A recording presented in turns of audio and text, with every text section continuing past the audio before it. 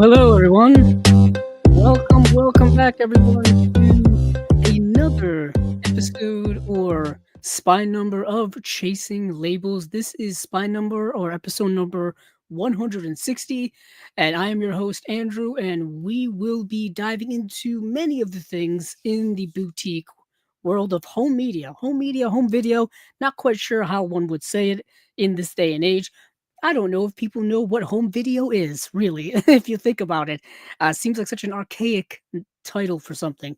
So home media is probably more apropos. But we will be diving into a lot of the things that have been going on in the world of the home media recently, in the boutique label world. If you haven't been here before, basically I just pick out some of the announcements that have happened over the last 2 weeks or so, things that I find interesting, things that I'm probably going to add to my collection at some point, things you may want to add to your collection, or things that I just find interesting in general.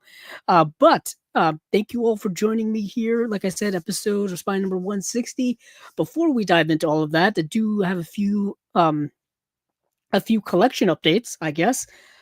First up here, just picking off a giant stack to my left, is the Radiance release. Coincidentally, some of these things are things we're going to talk about these companies later on in the episode.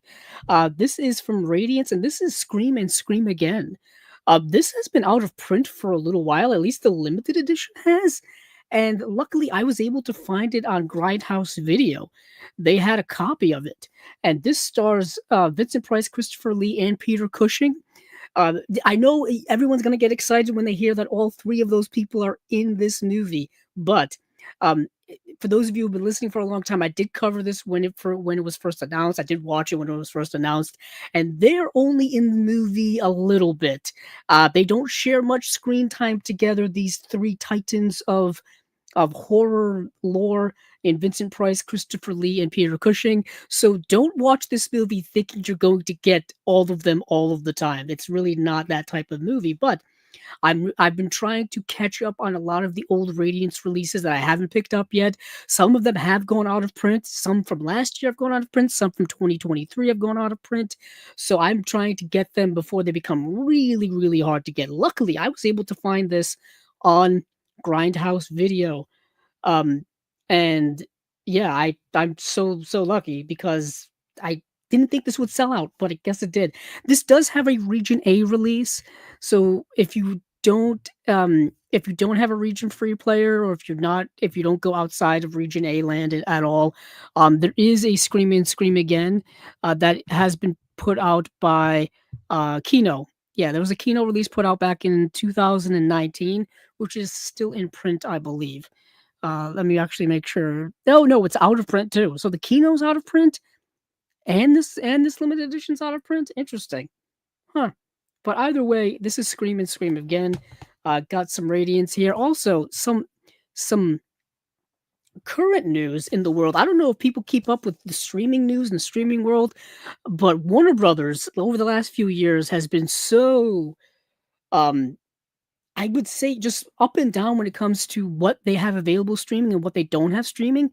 And for some mind-boggling reason, they've decided to remove everything that has to deal with the Looney Tunes from HBO Max, or Max, however you pronounce it, which is baffling to me because Looney Tunes has been a staple franchise multimedia platform thing for Warner Brothers for decades upon decades upon decades.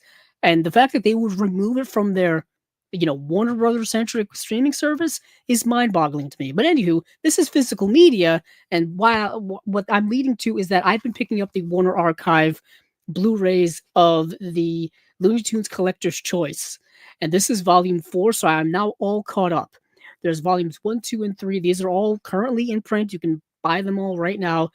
You can get them individually, or you can get them all 4 volumes in one set together, which is cheaper than buying them individually. But um, yeah, there's also another batch of Warner Archive Looney Tunes series that they're going to be starting. I'll get into that because we're going to be talking Warner Archive really soon. But right now, my priority is to grab as much Looney Tunes centered stuff as I can. For those of you who know me, for those of you who know this podcast for a while, I've always been a big fan of the back catalog of animation getting Blu-ray releases. Looney Tunes, Hanna-Barbera, things like Tom and Jerry, which we're getting some stuff now. We got a little bit of stuff in the past, Pink Panther, all this kind of stuff. I've always been a big fan of all of that. Another one here that I picked up recently, also from Warner Archive, and now I'm caught up, I think, with all their Yogi Bear release, and that is Yogi Bear and the Invasion of the Space Bears. This was the last one I had to get because I got all of the other ones that they've been putting out over the last year or two, somewhere in that realm. For some reason, this has been absurdly cheap for months now. I don't know why. Maybe they were just trying to get rid of them. I don't know. But this was under $10, and I'm like, why not? I love Yogi Bear. I grew up with Yogi Bear. Now all we need is the original Yogi Bear series to get a Blu-ray release, and then now we're talking. Now we're talking. But some more mainstreamy stuff that I picked up recently. This was over the last couple of weeks. I got Nosferatu, the 4K UHD of Nosferatu, the Robert Eggers film, the newest Robert Eggers film up to this point. I still need to get the Northman, so I don't have the Northman, but I've got all the other ones. But yeah, this is, of course, we talked about it here on Chasing Labels when it came out. It was one of my favorite films of last year, of 2024, so I had to eventually grab the 4K before all the slipcovers went out of print, at least the first run batch. And then I picked up a couple of upgrades. Kill Bill Volume 1 got a 4K UHD release back in January, I think. January, February, somewhere around there. Either way, Lionsgate put this out. They also put out Volume 2, which I have here as well. I didn't hear such great things about the upgrade from the Blu-ray to the 4K UHD for Volume 1. What I'm pretty much heard and what I'm guessing at and what I've researched is that they kind of just did a bit of an up conversion from the Blu-ray to the 4K. So they didn't go back and give it a full to do remaster, which they probably should have, which is what you're supposed to do. If you want to do a full, really, real, in quotes, 4K UHD upgrade, you got to go back, give it a full remaster. And I don't think they did that. Remaster, restoration, you know what I'm saying? I did hear, though, that Kill Bill Volume 2 does look better. So I went and grabbed both of these. The one thing I did not get is Jackie Brown. Jackie Brown got a 4K UHD release as well. Jackie Brown being, I think, one of the most underrated and underappreciated Quentin Tarantino films. I think Pam Grier and Robert Forster are astonishing in that movie. I think, of course, Samuel L. Jackson's great in it. Robert De Niro's in the movie as well. Jackie Brown, I think, is, like I said, one of his most underrated. It really is. Yeah, that's coincidentally, that's the one I wanted more so than either of these, but the local Walmart that I went to did not have Jackie Brown. Well, they had Jackie Brown, but it was in very worse for the wear condition. The slipcover was absolutely destroyed. It was in a case that just crunched it, and it was mangled. Anywho, a couple of other things here before we get into it, as things start sliding away from me. I don't think I talked about this last time. I don't think I had it then. I think it was still in the mail on the way. Is Sam Raimi's film A Simple Plan. This is the Arrow 4K UHD release. Luckily, Orbit DVD and Diabolic DVD and I think Grindhouse Video as well all got a new stock of these. So I was able to get it with the slipcover, which is really nice. If you're not familiar with this film, Sam Raimi's film A Simple Plan, this came out in 1998, starring Bill Paxton, Billy Bob Thornton, Bridget Fonda. I talked about it when it was announced here on Chasing Labels. And it's a really great film. Really great film. Like I'm like I can't overestimate that. It's probably one of my favorite new watches of last year, films I had never seen before. It is that good. For those of you who have not seen it, Bill Paxton and Billy Bob Thornton play brothers in this movie, and they live in like this secluded, rural kind of area, and they go out hunting one day and they find a crashed plane, and inside of the crashed plane they find a body and they find like millions of dollars in money, and they're they're caught in the moral quandary of what do we do? Do we tell people about it? Do we take this money? Do we what do we do with it? Well, little spoiler here, they take the money and it ends up leading to a whole lot of complications. A whole lot of complications, but it is a great film. If you haven't seen Sam Raimi's A Simple Plan, it is a really great film. If you can get this 4K release, it's really really good. It's got great special features on here as well. Our buddy Justin Beam from Reverend Entertainment did the special features on here. He was one of our first guests here on Chasing Labels, and he puts together great extras packages, great interviews, really good stuff. So I got that, and I think one more here. Then we'll get into some things. Is I picked this up finally, and this is the Banshees of Inisherin. The Banshees of Inisherin. This is the most recent film by Martin McDonagh, starring Colin Farrell and Brendan Gleeson, from I think 2022. I want to say, um, yeah, I think 2022, and it was quite honestly one of the best screenplays I've seen in years. I thought this movie was a lock to win an Academy Award for best screenplay. I thought it was astonishing, and it did not. It did not. I thought Colin Farrell was amazing in this movie. I thought he was going to win an Oscar, but alas, he did not as well. So I was way, way wrong. But for those of you who know who Martin McDonagh is, he makes these dark dark films, darkly comedic films. He comes from a background of being a playwright, so his films are very dialogue heavy, great dialogue, great staging of actors and things like that. And some of his movies were In Bruges, Seven Psychopaths, and Three Billboards Outside of Ebbing, Missouri. And those are his films, and they're all really good. They're all really good. But this is the Banshees of Inisherin. This was like a plain Jane release from, I think, yeah, Disney of all. I think it's Disney Buena Vista release because this was a 20th Century Studios film. Um, yeah, so nothing really in the way. Like there's two special features on here: creating the Banshees of Inisherin and deleted scenes. So that is it. Unfortunately, that's what you kind of get from mainstream studios now. Is not much to go on. But yeah, nice little stack of stuff I've gotten here recently, just to kind of add to the collection. Let's see, is there anything else? No, I think we'll just dive into what we've got to dive into during today's episode. So let's dive into what has been going on in the world of uh, boutique labels over the last little while. And that was things sliding off into the distance behind me. So let's see. Let me look at my notes and see where we want to go first. Let's hit a couple of the individual releases and then we'll dive into the slates. Like I said, we've got some things here. Warner Archive, Radiance, Criterion, um, Imprint had a nice announcement. And of course, Kino. Kino's always doing some things. So we'll get into all of that this time around. So some individual stuff here. Let me pull up.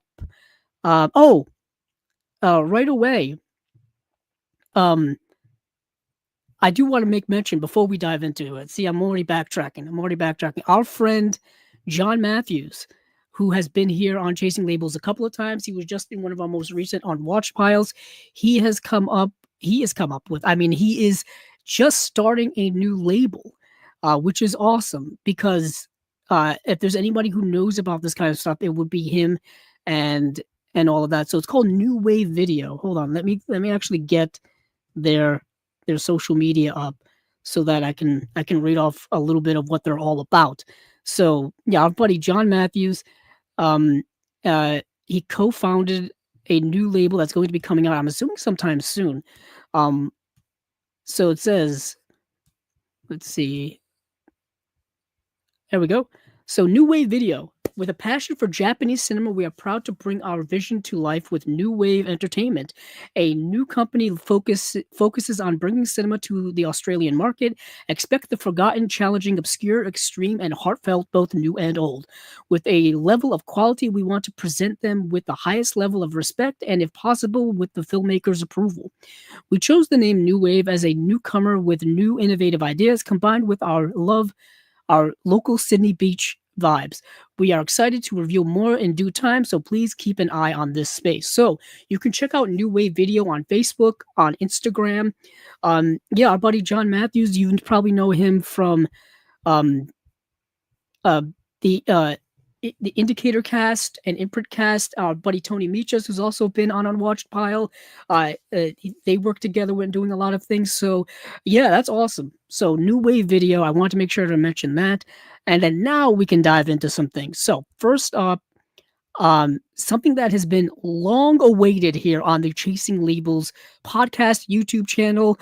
Me personally, I know my former co-host Steven, we are finally getting Hirokazu Korieda's film Shoplifters in a Region A Blu-ray release. Magnolia is putting it out. Magnolia Home Entertainment is preparing a Blu-ray release of Hirokazu Korieda's Shoplifters, the film from 2018. If you're doing math on that now, people, it's been, oh goodness, 7 years since that movie's come out, and we're finally getting a Blu-ray release. And this was a huge critical hit at the time. It won the Palme d'Or, and the Blu-ray is coming out April 1st. Now, if you haven't seen the movie Shoplifters, it's really good. Like, excellent film. Description: on the margins of Tokyo, a dysfunctional band of outsiders are united by fierce loyalty, a penchant for petty theft, and playful grifting. When the young son is arrested, secrets are exposed that upend their tenuous, below-the-radar existence and test their quietly radical belief that it is love, not blood, that defines a family. So what we have here in this film is a kind of a found family type of film, where you may not be related, by blood or genetics or anything like that, but there's something that ties us together more so than that can create a family, a familial bond, if you will. And this movie is playing on a lot of those ideas, and Hirokazu Koreeda plays on a lot of those ideas throughout his filmography. This idea of found families, of unconventional families, things like that. So Shoplifters from 2018, finally, it's like I've been screaming into the void now for 4 years here on Chasing Labels that this movie needs a Blu-ray release here in Region A land, and we are finally getting it. I'm so excited for that. So excited for that. Like, this will be there's a pre-order up right now, and I may give it a pre-order because April 1st is right around the corner. Right around the corner. So that is Shoplifters. Nothing right now in the way of special features. To be honest, I don't know if there's going to be anything on it at this point. Either way, I just want the movie. But before we move into the next individual one, let's get into some of the comments here. So first up here, we have Acres of Movies back here once again. Thank you, Acres of Movies, for being back here. Acres of Movies says, thanks and excited for the program. I'm having a really difficult time lately, and I appreciate your program. Thanks. Well, you're welcome. I think many people are having difficult times all the time, really. And anything that you can find that relieves some of that in your lives is all the more better. It really is. So I'm luckily to have you here. Luckily that this is able to do that for you. Acres of Movies also says, excited to learn more of these releases. Awesome. That's also why we're here.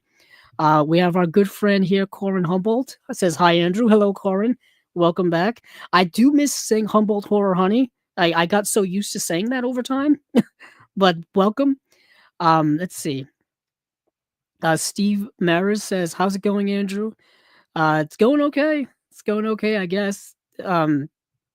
Things are always in flux. And then our buddy Jeff K says, evening. Welcome, Jeff. Jeff has, those of you listening can't know this, but Jeff's little avatar is Toshiro Mifune in Yojimbo, which is always really cool to see. I saw a picture of, I think it was today or yesterday, of Toshiro Mifune driving a car on the set of Yojimbo. I thought that was kind of cool. But let's see what else we have here. So moving over to Film Masters. Film Masters is a smaller company that we don't talk about a lot. Well, that's not true. I talk about them as much as I can, because they put out some interesting things. They put out things kind of more on the lower end, and I bring this up all the time because I only have one of their releases, and they put out so much more. I have their release of the Terror and the Little Shop of Horrors, the kind of the the Roger Corman double feature here. So I have this release, and this is the one I always show every time I bring up Phil Masters. Um, and they put out these really solid releases, and they have a bit of an elite line going on, like a more kind of collector's edition, special edition line that they put out stuff sometimes, and they're putting out one of a movie called Algiers. So it says here, um, Filmmaster is preparing a Blu-ray release of John Cromwell's Algiers from 1938, starring Charles Boyer, Sigrid Guri, Hedy Lamarr, Joseph Kalea, and Alan Hale. The release is expected to arrive on the market later this year, so we don't even have a date on it. This is the movie Algiers. Now, I saw this movie years ago. I either saw this movie on TCM or I saw it on Filmstruck. It was either one of those two places, and I remember it being uh, in standard definition. I'm pretty sure it was in standard definition, and it was not in the best condition. So I'm assuming this is going to look much better because they do remasters, and this is part of their limited edition line. Yeah, it's called their Archive Collection Limited Edition. And for those of you who have not seen the movie, there's a long description here. So Charles Boyer and Hedy Lamarr are ill-fated couple in this Hollywood remake of the French classic. Pepe Le Moko, I guess is the original French film. Boyer is Pepe, the jewel thief hiding out in Algiers' maze-like and mysterious Casbah. Pepe is a master criminal who rules his field, but when he meets the beautiful Parisian Gabby, Hedy Lamarr, in her American film debut, he begins to question his shady existence. Directed by John Cromwell, who directed Dead Reckoning, and he also directed The Prisoner of Zenda. I wonder if The Prisoner of Zenda has the Blu-ray release. Trying to think if that was a Warner Archive release at some point. Anywho, with dialogue by Noir master James M. Cain, Algiers was an influence on everything from Pepe Le Pew cartoons to the making of Casablanca. That's why this movie is significant, because the Charles Boyer character of Pepe is, I think, the basis for Pepe Le Pew, even down to the French accent. If you know Pepe Le Pew from Looney Tunes, Pepe Le Pew has a French accent. You may be wondering why. Well, I think he's based on Charles Boyer. So there's a little kind of connection there. But this is the movie Algiers from 1938. This is something I definitely want to get. It's it's in the golden age of Hollywood. It's a film that I'm familiar with. I'm curious what the special features are going to be like, and I've got to get more Film Master stuff in my collection. Um, let's see. Let's see. We got some more comments here. Corbin Humboldt says, "You can still call me Humboldt Horror Honey." Okay. Uh, maybe I will. Maybe I'll bounce back and forth. I feel like I'm going to end up doing that absent-mindedly. So don't be offended if I do that, because like in the way I do this kind of show, a little behind the scenes here, I'm kind of just making it up as I go along. So anything I say, I'm kind of making up in the moment. I don't have a script that I write. I don't have any real preparation. Kind of just going here on the fly. But we do have some other comments here. We have another comment from, I think that's Iacona23. Kino Lorber is my favorite label because of the frequent sales, the sheer number of interesting releases, and because they almost always include an audio commentary track for every disc. That is the one thing with Kino: consistency. Consistency in the sense, like, they're always releasing stuff. And they're always releasing kind of unexpected things, as we will talk about here pretty soon. I may go to them right after these individual releases just to go through their stuff. And also, they do have exclusive special features. Now that's both a good and bad thing depending on the context. It's good in the sense like, hey, we're getting new stuff. We're getting something we can't find anyplace else. It's bad if they're re-releasing something you may already own, or you may have already ordered another edition of it, and you have that edition, but you also want all the special features, so you have to get the Kino too. So you end up double dipping, or you just end up, not doing that. You don't have to have everything, depending on how you are as a collector. Me, I want it all. I know I'm bad at that. I want it all. But yeah, we will be talking about Kino very, very soon. So there is another Film Masters release that I've got to pull up here called Lighthouse. And it's not the Robert Eggers film Lighthouse. It's a different Lighthouse film. Let me see if I can find. Yeah, it's Lighthouse from 1947. Completely different. Let's see what we got here. Yes, here it is. So it says Film Masters will bring to Blu-ray Frank Wisbar's Lighthouse. I think you can stream this on Tubi right now. So if you're interested in this movie, go right ahead. This is also coming out April 1st, starring Don Castle, June Lang, John Littell, and Marlon Martin. Description: this classic tale of jealousy and revenge. June Lang stars as Connie, a young woman whose only desire is to marry lighthouse keeper Sam Wells. When she finds out he's already married, she seeks revenge by marrying his fellow lighthouse keeper Hank Armitage. All three end up living together in the crowded confines of the lighthouse. That sounds like a problem. It sounds like a love triangle with dire consequences.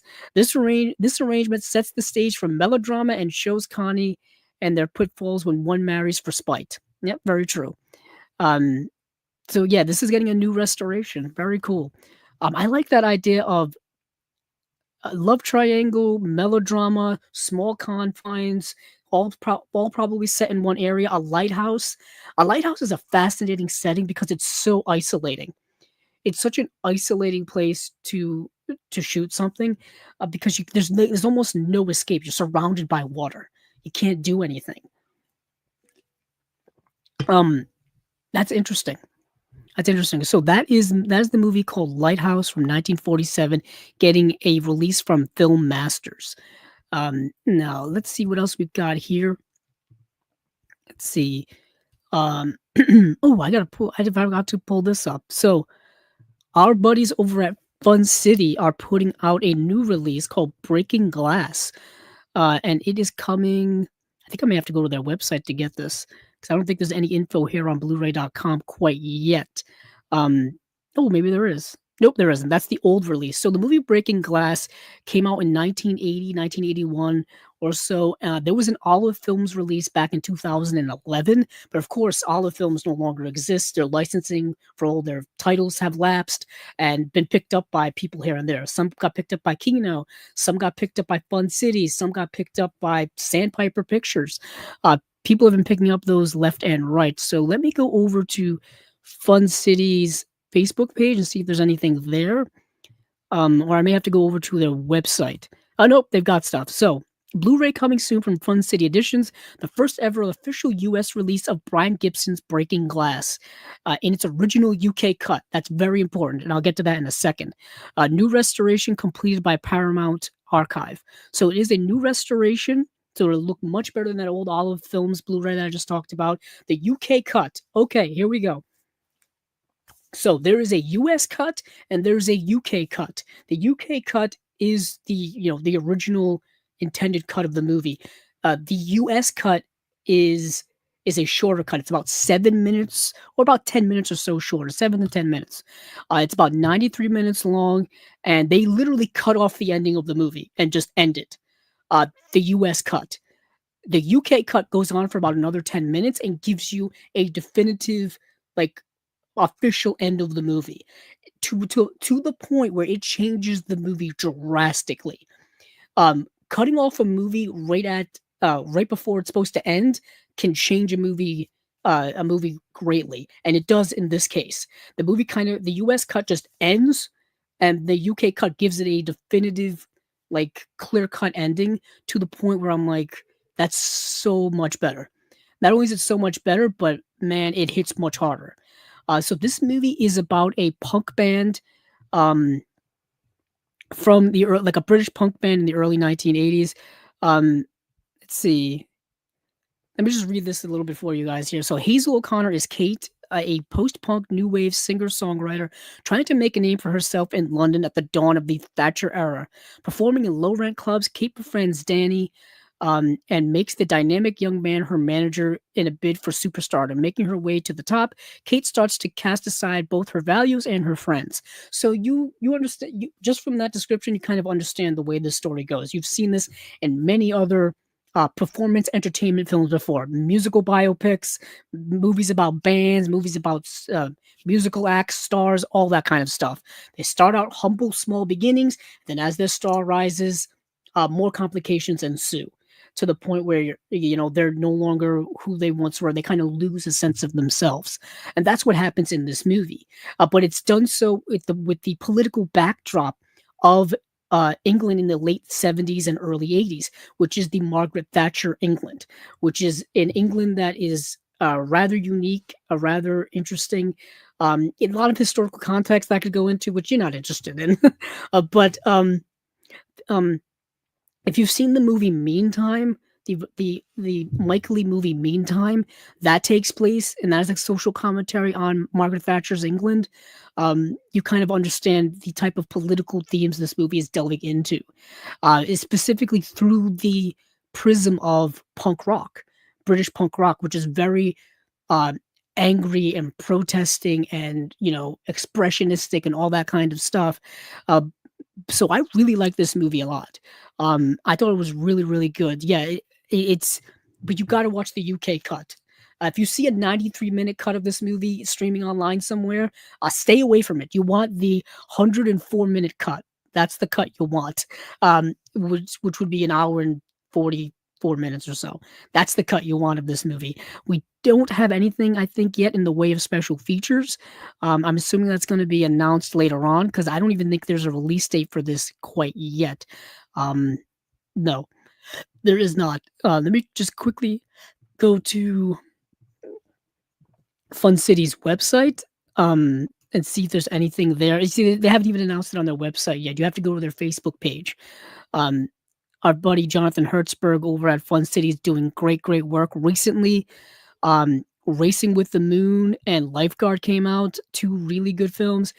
Baby It's You is coming out very soon as well. When is Baby It's You? Yeah, Baby It's You is coming out next month, April 15th. And then I think the month after that is Falling in Love, the film starring Meryl Streep and Robert De Niro. That's coming out May 6th. So I'm assuming that Breaking Glass will be June. Uh, if if they're going to be doing one a month, that would be my guess. Uh, but yeah, that's Breaking Glass. This punk rock film. It would work well with the movie Times Square that Kino's put out. Coincidentally, we just mentioned Kino.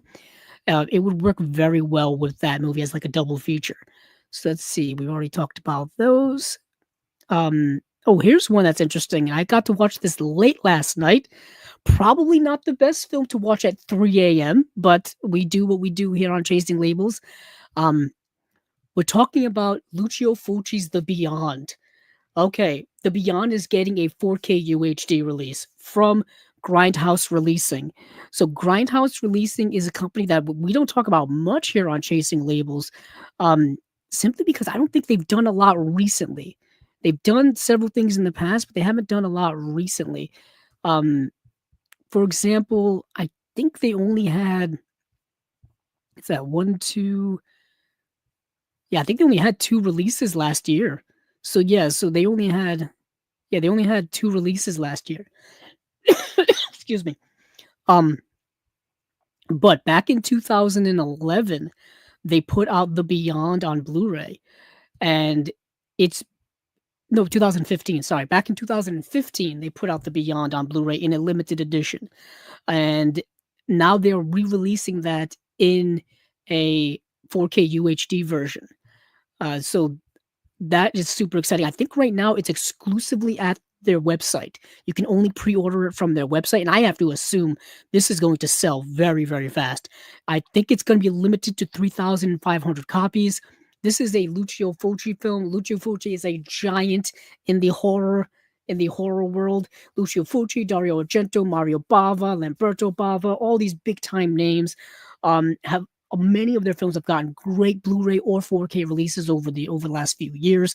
That's really awesome. And this is part of his, I think, like Gateway to Hell trilogy of films.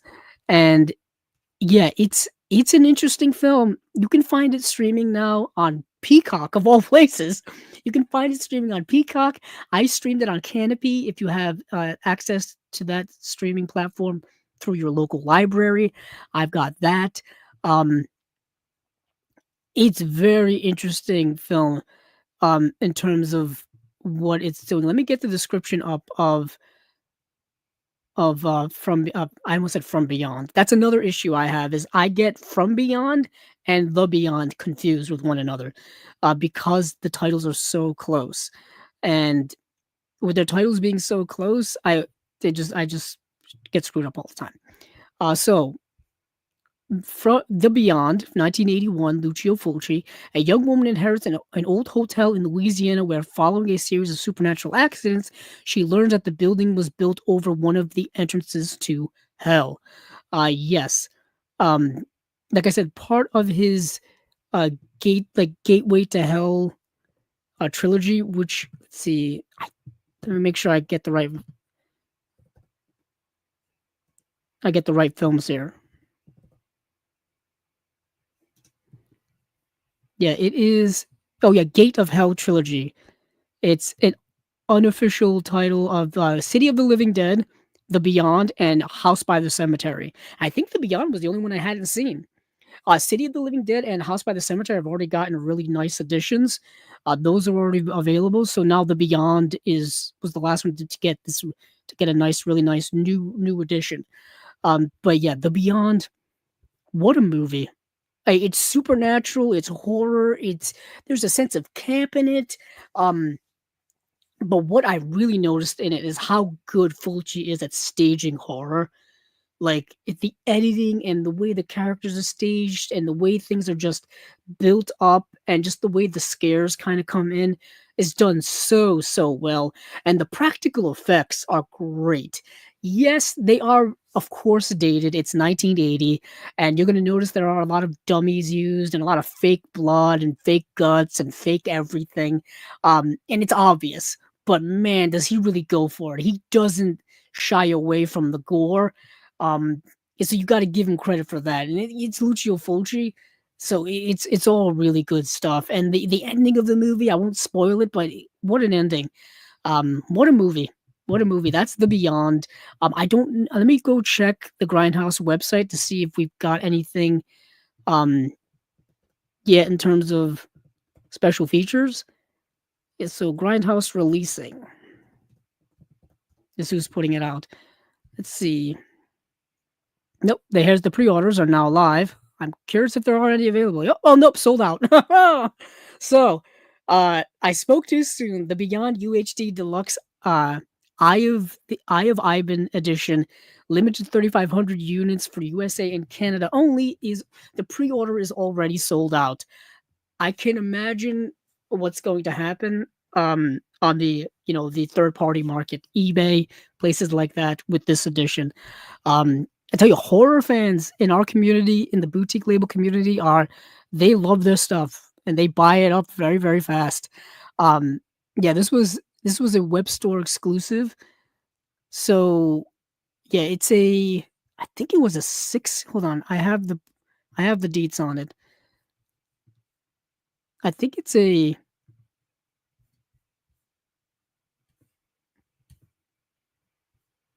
6 disc edition, but the one of the discs is a CD.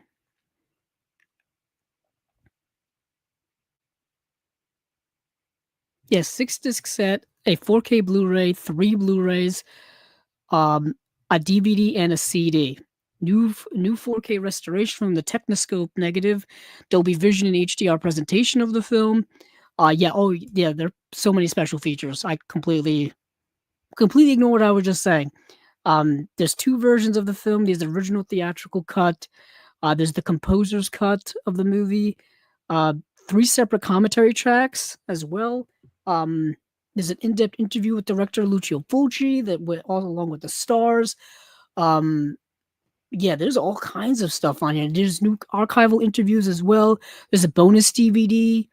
There's a bonus CD, like I said, with new composers cut soundtrack by Fabio Frizzi, remastered from the original studio master tapes, deluxe debossed book of Aben packaging. Yeah, the book of Aben, that's something that's in the movie. Um, but yeah, so the premise of this movie is that this woman inherits this hotel that's on top of this gateway to hell, and just murderous things start happening. Supernatural things start happening. It gets weird. It gets unhinged. It gets gooey. It gets gory. It gets fulchy. It gets fulchy. But yeah, this is all the pre-order for this is already sold out. But keep your eyes on the internet for it. I don't know if there's going to be some that are going to show up at Diabolic DVD, at Orbit DVD, or Grindhouse Video. I don't know if that's going to happen, but keep your eyes out there. It's supposed to come out in April, so in a month from now. Keep your eyes out for that. That is The Beyond by Lucio Fulci. We have some other comments here. Iacona23 also said, I'm very interested in England in the 1970s and then into the Thatcher period starting in 1979. Check out the book State of Emergency for Insane Story of when Britain hit rock bottom in 1974. Yeah.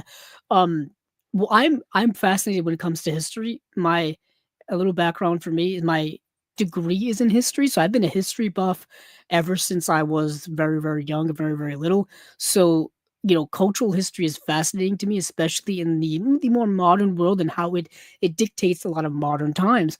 And yeah, in England in the 1970s, things kind of bottomed out, bottomed out culturally and historically so. Um, and even in the movie world, in the movie world, in the history of movies and history of film, uh, the time during the 1970s in Great Britain is not a great time. Um, Coincidentally, during that time in the United States, in America, that was our Renaissance. That was our, the new Hollywood era. That was when we had Scorsese, Spielberg, William Friedkin, Peter Bogdanovich, Francis Ford Coppola, George Lucas. All of that was happening in the United States, while the opposite was happening in England. It wasn't until the 1980s that England had a revival their in their cinematic history, in their film world, which is very fascinating to me. Because if you look at a lot of the films from Great Britain in the 1980s, those are a lot of the ones that people do remember. People do remember. But that is interesting. Thank you for that recommendation. I'm going to add that to my read list on Goodreads. Let's see. Iacona23 also says, my favorite non-English language film industry is Italian cinema from 1945 to the 1970s. Interesting. I would say that that's probably my favorite time as well, because you've got um, Italian neorealism in the late 40s with Roberto Rossellini. And then you've got, of course, Vittorio De Sica as well. And then you've got people like Fellini as well that would start off in the world of Italian neorealism and then kind of start doing their own things later on. Like early Fellini is not the same as later Fellini. You know what I mean? Um, uh, you know, Juliet of the Spirits is not the same as um, some of his later work, like Amarcord and stuff like that. Um, I think it's Juliet of the Spirits. I'm probably completely baffled, botching that entirely. Um, but like La Strada is not the same as Eight and a Half. You know what I'm saying? Two very different movies from the same director during different times. Um, yeah, Italian film from that time period. That's where I learned about Italian film starting out, was in that post World War II world, which was just shattered by Europe was shattered by the events of World War II, literally in pieces, crumbles, like cities were destroyed, all that kind of stuff. And then you got the film industry trying to make movies inside of that, which is fascinating to me endlessly. Then we've got Jeff K. Jeff K says, would love to get the Beyond. The price is a bit much, though. I'm hoping for a standard edition. Considering what I just said about it selling out already in pre-orders, we may have to wait for a standard edition, Jeff. That may be what we have to do. Um, that's just the way things are. So yeah. So that was the Beyond, and then let's see what else do we have. We have some things here from 101. Uh, let's see, what do we have here from 101? We got two films, Shrunken Heads and Creepazoids. Let's take a look at what Shrunken Heads is. You can imagine what Shrunken Heads is about. Kind of says it right in the title of the thing. So Shrunken Heads. Let's see here.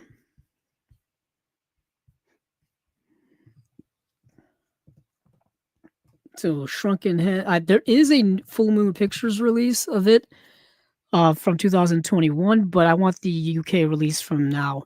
Ah, yes. Here we go.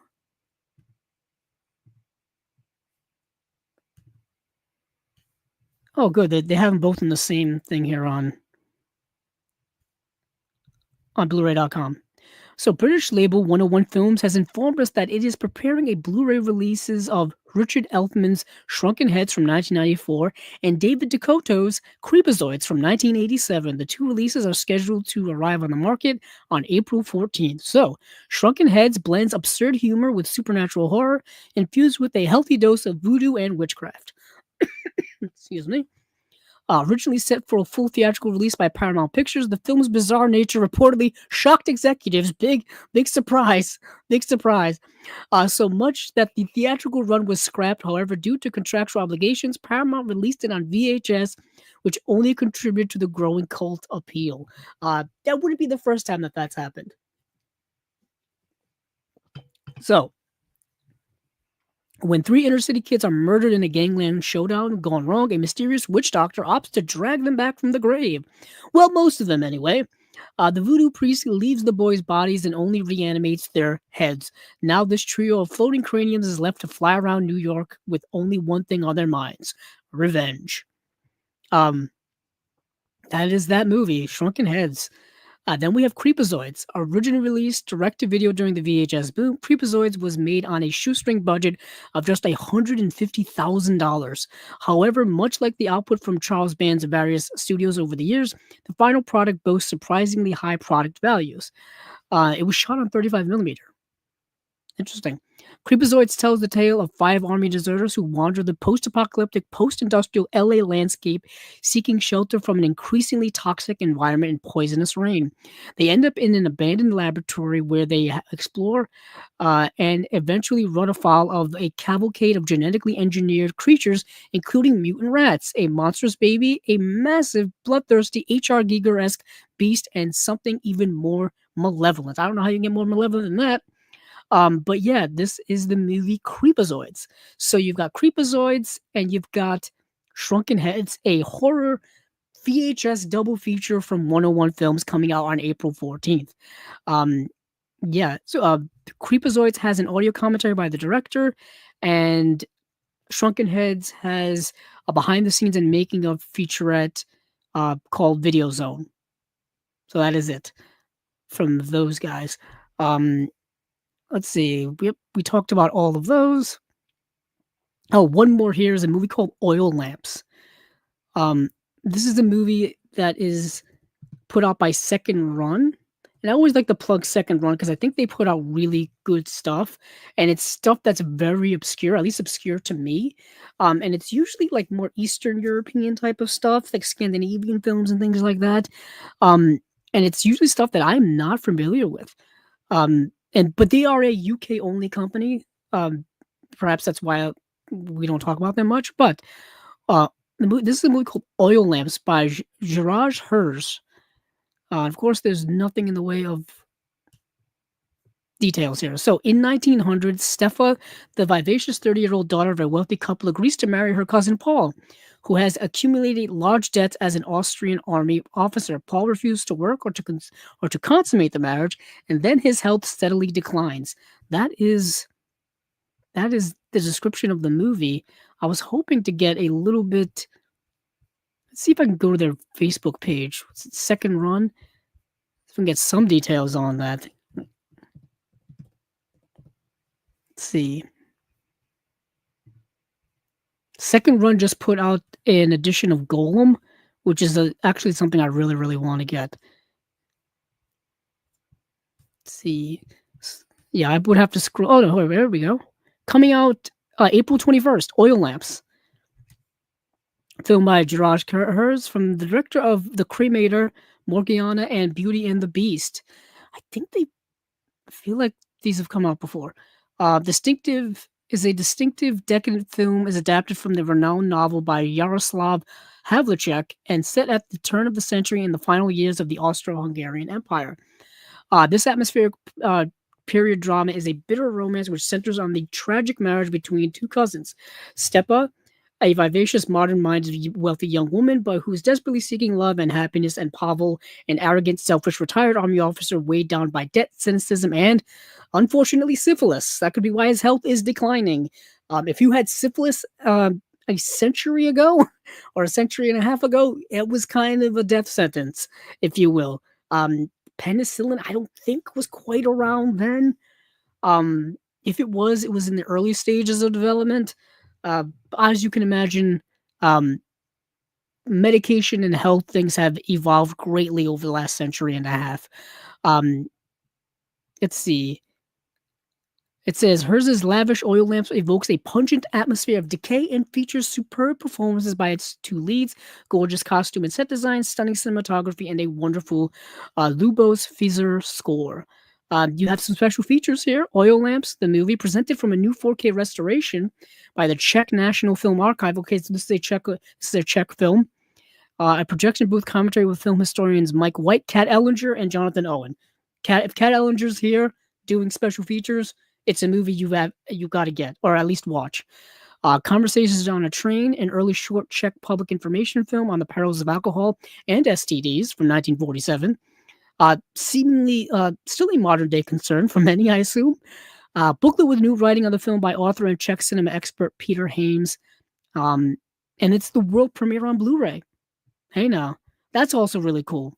You can find it on Diabolic, and I'm pretty sure Orbit DVD will get it as well. But yeah, I do like Second Run. I say that and I don't have any of their releases, but I've never heard anything bad about them. And I do really like that they're kind of they're one of these labels that are unearthing and putting out cinema that you just don't see all the time, and it's cinema that doesn't really get a lot of spotlight when it comes to home media and things like that.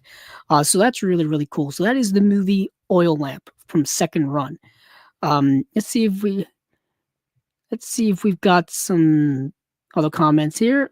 We do have one from Iacona. Iacona 23. Wow, what a double feature. Creepazoid's great name for a horror film. Yeah, it is. Yeah, it is. It sounds wacky, but also sinister at the same time. Kind of like that animated series Freakazoid from the 90s, the one that was produced by Spielberg. What a wacky decade for animation. If you grew up in the 90s like I did, we were exposed to a lot of weird animated series. Ren and Stimpy, Freakazoid, the Animaniacs. Just a lot of weird stuff. Unfortunately, a lot of that stuff has struggled to come out in physical media form. Like Animaniacs took a long time for us to get all of it out on DVD. Let alone forget, like when people come to me and say, "Do you think we'll get any like '90s animation, like Nickelodeon and stuff like that, get that stuff out on Blu-ray?" I doubt it. It was such a struggle to get for them to put it out on DVD that I doubt we're going to get any of that on Blu-ray eventually, anyways. And I don't think a lot of that was made with the intention of high quality home video releases. Keep in mind, back in the 90s, home video TV was not really a thing. That wasn't a thing until the DVD era. There were VHS tapes. You could buy VHS tapes, but it wasn't as big of a market as it became in the 2000s and the 2010s, and it's kind of dissipated since. But animation, the way they made animation back then, a lot of the masters were done on videotape, so a lot of it's analog stuff, especially stuff from like the 80s as well, like things like He-Man and Transformers and things like that. Those are all like analog, SD tapes. You know what I mean? To go back to upgrade that would be incredibly expensive. But let's see. Now let's dive into some of the slates. Let's go to the slate. Let's go to Kino, actually. We talked a little bit about Kino earlier. Let's go to Kino now. Kino didn't have much to talk about in the last 2 weeks or so. Although the last couple of days, they definitely added a little bit more to the plate. But we'll go back and pick up where we were left off of before. We had just talked about Kingpin was getting a release. And then after that, After Kingpin was announced getting a 4K UHD release, we're getting another 4K UHD release of another comedy film. This is of the movie MouseHunt. This is the movie starring Nathan Lane and Lee Evans. Christopher Walken is in a scene or two in the movie. And this is the movie directed by Gore Verbinski, who directed The Ring. He directed Pirates of the Caribbean, The Curse of the Black Pearl. He directed Rango. He directed The Lone Ranger. He directed, oh goodness, what's that other movie he directed a few years ago? Let me see. Let me go to his IMDb. The one with Dane DeHaan. I have it too. It's on my shelf somewhere. I could look at my shelf, but I have to go digging. Let's see. A Cure for Wellness. A Cure for Wellness, which is his most recent film, 2016. Yeah, that was a while ago. Yeah, Gore Verbinski has not directed a movie since then, since A Cure for Wellness. He directed also The Weatherman with Nick Cage, The Mexican with Brad Pitt. Yeah. But let's get into MouseHunt. This is a childhood favorite of mine. Favorite, I think, is a loose term. It's a childhood memory of mine, I should say. I own this on VHS. I never bought the DVD. I know it was released on Blu-ray at some point, and I saw the Blu-ray in stores. I just never bought it. Yeah, the Blu-ray came out in 2021. And it was put out by Paramount. Yeah, Paramount. This is a Paramount release. This is part of the Kino Paramount deal that they've got going on, which is kind of keeps bearing fruit. So MouseHunt is a movie that it's like a dark kids movie in the vein of like Tim Burton and stuff like that. Not quite as dark and stylized as that, but it's just got a dark tinge to it. This movie, like I said, stars Nathan Lane and Lee Evans, and they are brothers. And their father dies, and their father is this big owner of a string factory company or whatever.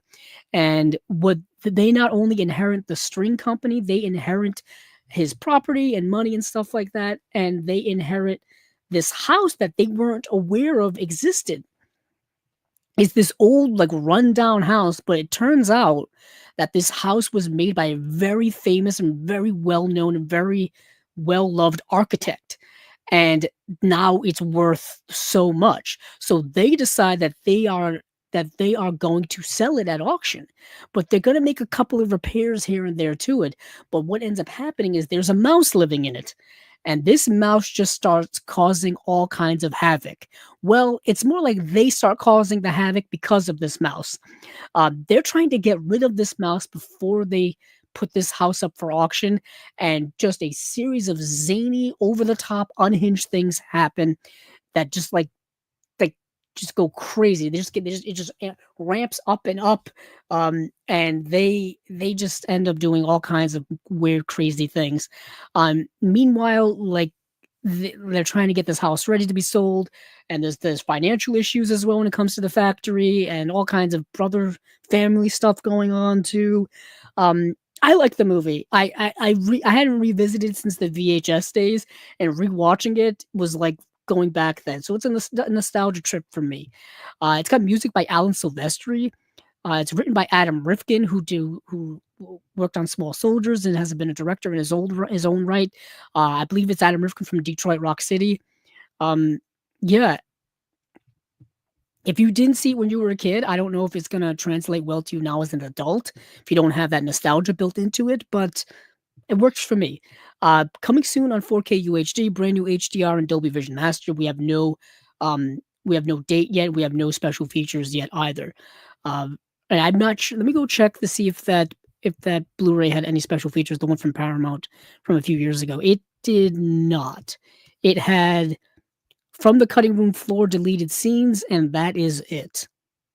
It was 15 minutes of deleted scenes.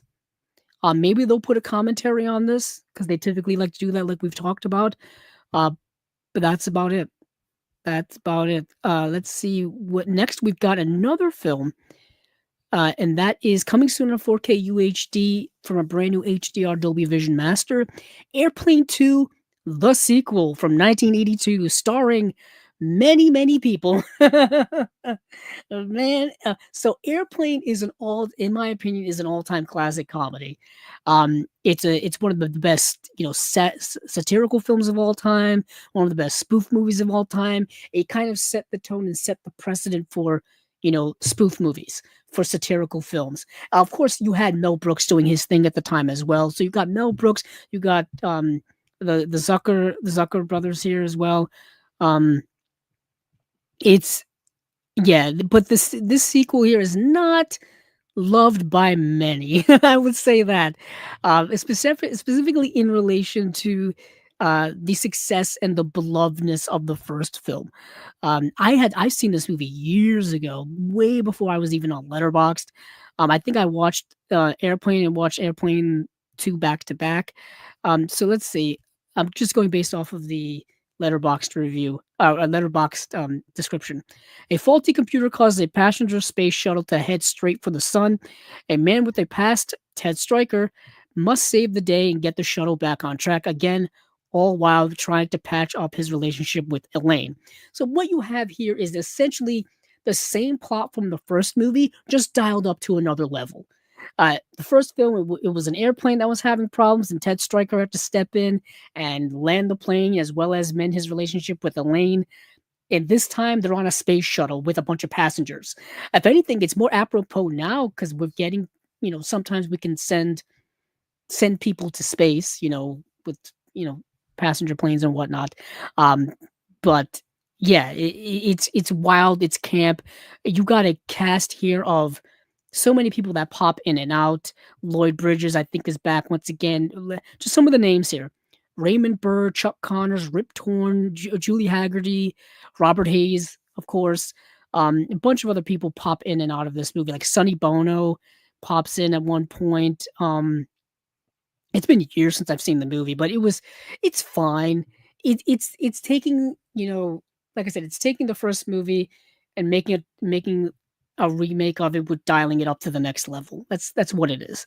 Um, that's Airplane 2, the sequel. The sequel. So let's move, and that's getting a 4K UHD release, while the first Airplane has a 4K release, I believe. Let's see, Airplane. Let me make sure that I'm not just talking out of turn. Airplane's been re-released on home media so many times. We're talking VHS, Laserdisc, DVD a couple of times, a Blu-ray a couple of times as well. Airplane 2 has already gotten a Blu-ray release as well. Yeah, back in 2017. Airplane's been released a bunch of times. Yeah, I've got it on Blu-ray. They even released a remastered Paramount Presents edition of Airplane as well. I think there's a yeah. So they haven't released Airplane on 4K individually, but you can buy Airplane in the ZAZ The Collection, which is a collection of Paramount films, Paramount comedy films that are done by David Zucker, Jim Abrams, and Jerry Zucker. It's got this collection includes Airplane, Top Secret, and The Naked Gun from the Files of Police Squad. Yet again, all those movies have been released on Blu-ray before, DVD, but currently the only way you can get Airplane, the first film, on 4K, is in the ZAZ, the collection. Which I'm hoping they release it individually, because I'm one of those people who don't really like to have franchise collections, like all in ones. Like they've done it for the Matrix, they've done it for the Hunger Games, they've done it for Lord of the Rings a bunch of times, they've done it for Fast and Furious. Every time a new Fast and Furious movie comes out, they come out with a new franchise collection. They've done it with so many different people, different franchises like X-Men and so many, and the Marvel stuff and Batman and Superman, all this kind of stuff. I like to buy them individually, personally, just because of the chance that they're going to come out with another one later on. And as we've seen over the years now, that's what they've done. We got a new Matrix movie. You know what I mean? We're getting new Hunger Games movies now. We get a new Fast and Furious movie all the time. we're getting new Marvel movies every few months or so, or however that goes. You know what I'm saying here. That's just me personally. That's just me going off on a rant here. But let's see. Let me move on from Airplane to the sequel to some other stuff here that's being put out by Kino. So we've already talked about the movie Prophecy. Yeah, Prophecy from 1979. It's coming out May 20th. It's a 4K UHD release, as well as a Blu-ray that comes along with it. Yeah, I think the Blu-ray just has the special features. That's what it looks like. But we've already talked about that movie before in the past and that release in the past. They've just announced the date and they've announced the special features package with that. Moving after that, we've got a new announcement, I believe, and that is The Amorous Adventures of Moll Flanders from 1965. Now, I know nothing about this movie. It's coming out on May 20th, and it's got a brand new HD master from a 4K scan. From a 4K scan of the 35mm original camera negative. This new restoration by Paramount gives us the home entertainment debut of the 131-minute uncut and uncensored version of the film. New audio commentary by film historian David Delval and Daniel Kramer. Very cool. So, let's see what this movie's about, shall we? It's merry old England when Moll comes to London. The ravishing Kim Novak stars in The Amorous Adventures of Moll Flanders, a body comedy based on the novel by Daniel Defoe, who wrote Robinson Crusoe, apparently.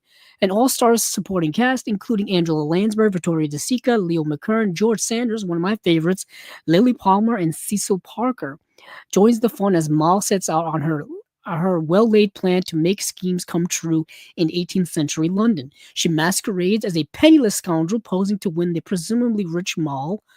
Oh, what a perfect match. Lavishly directed by Terrence Young, who directed a couple of James Bond films, specifically From Russia with Love.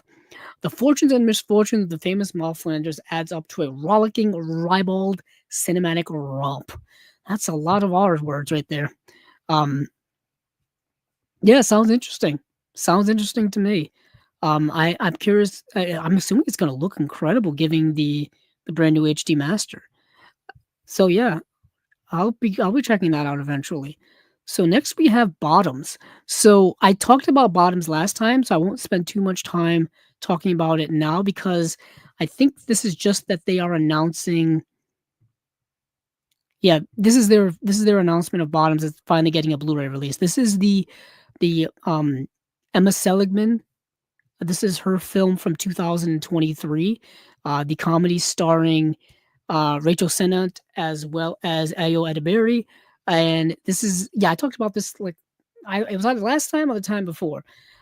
So this is her follow-up film to Shiva Baby. If you haven't seen the movie Shiva Baby, it is very, very good. It was one of my favorite films the year it came out. That was Emma Seligman's first film, and I thought it was really good. It's a 70-minute feature film, and it's really, really good. But Bottoms was her follow-up, and The Bottoms is a completely different type of movie. This is a raunchy, like high school teen angsty comedy, and which I enjoyed. You have to be in the mood for that type of comedy, and you've got to be kind of in the vein for it as well, because it's a bit over the top, a bit silly, a bit sophomoric. Yeah. So in this refreshingly unique comedy directed by Emma Seligman, two girls played by Rachel Sennett and Ayo Edebiri, start a fight club as a way to lose their virginities to cheerleaders, and their bizarre plan works. The fight club gains traction, and soon the most popular girls in school are beating each other up in the name of self-defense. Like I said, wild, over-the-top scenario here. That's not all the movie's about, but it's part of it. Of course, their friendship is at the core of all of this stuff. Yeah, I like the movie. So that is Bottoms. Next, we talked about this last week. Quick review here. Coming May 27th is the Audie Murphy Collection Volume 4. It has The Kid from Texas, The Sumerian Kid, Drums Across the River. I believe, each movie is getting a new audio commentary. But what is new this time around is that the Audie Murphy Collection Volume 5 was announced. And these are movies from 1956 to 1964. And these include Walk the Proud Land, 7 Ways to Sundown, and Bullet for a Bad Man. Audie Murphy was in a lot of westerns, and military movies. For those of you who don't know who Audie Murphy is or was, um, Audie Murphy was, I believe, a Medal of Honor recipient from World War II, and then he became an actor and movie star after that. I actually have one of his films here. I think he's in the Bud Bedecker A Time for Dying, which I mentioned last time as well. So that is Audie Murphy Collection Volume 5, and it doesn't say special features yet, but I'm assuming it's going to be similar to Volume 4, where we get a new audio commentary for each film. That just seems to be the Kino way now. This is coming on June 24th, so Kino's already talking about June titles. Yeah, the Audie Murphy Volume 4 is May 27th. Audie Murphy Volume 5, June 24th. Yeah. So moving on from there, we've got coming soon on 4K, no date, no special features yet, is The Peacemaker, starring George Clooney, Nicole Kidman, and let's see, directed by Mimi Leder, who directed Deep Impact. Now, let me get a synopsis up for this, because I have actually not seen this movie. I remember when this came out. Yeah, 97, I was 10 years old. I probably saw the trailers for this, or TV spots, or at least the movie poster at the cinema, because I was at the cinema all the time back when I was a kid. So, The Peacemaker. When a train carrying atomic warheads mysteriously crashes in the former Soviet Union, a nuclear specialist discovers the accident is really part of a plot to cover up the theft of the weapons. Assigned to help her recover the missing bombs is a crack special forces colonel. I'm assuming that is George Clooney. So, if I remember correctly, Mimi Leder directed Deep Impact, but also directed Pay It Forward. Pay It Forward was a movie they showed us when we were in school as a kid. I think in like religion classes too, coincidentally, because it's the movie starring Kevin Spacey, Helen Hunt, Haley Joel Osment. I think it was the film Haley Joel Osment was in right after he was in The Sixth Sense. It has this whole idea about paying it forward. The idea that, if I do something if I do something good for someone, they do something good for someone, and then that person does something good for someone. You know what I mean? Like that idea. Which is it's a noble idea. But yeah, I remember the movie Pay It Forward, which I don't even think has ever gotten a Blu-ray release. Maybe it has. Just curious. Nope, never gotten a Blu-ray release. At least not here. Gotten one in Spain though. Interesting.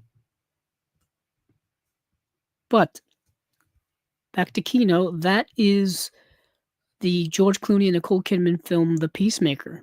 And then last up, which was just announced about 7 or so hours ago, is I'll Sleep When I'm Dead, which is a movie I feel has gotten so much not love, but it's been released a couple of times now. So I have I'll Sleep When I'm Dead from an Imprint release that was put out a couple of years ago. So that's how I have the movie. Let's see. I want to say it came out at least 3 years ago at this point. And that's the movie starring Clive Owen. Yeah, it came out in 2023 from Imprint and is now coming out from Kino in 2025. It's coming out May 27th, 2025. Coincidentally, it was released March 29th of 2023, nearly 2 calendar years ago. And this is a movie that is directed by Mike Hodges. Mike Hodges, who is, I think, an underrated director. He directed the Get Carter movie with Michael Caine, which is a really good film. There's a good BFI release of that movie as well. Yeah, I think Mike Hodges recently passed away. What a great, really solid director. Really solid director. Let's see. So I'll Sleep When I'm Dead. Let's see. We've got a brand new HD master with 4K scan of the 35mm original camera negative. I don't know if the Imprint edition had that or not. I'm not sure. I don't even. I think I have it someplace over there. I think, or maybe I have it on my shelf. It's either in my shelf or on my couch here. I'm not sure. I was gonna check the back to see see what the special features were. I guess I can do that now. Um, let's see. So special features for the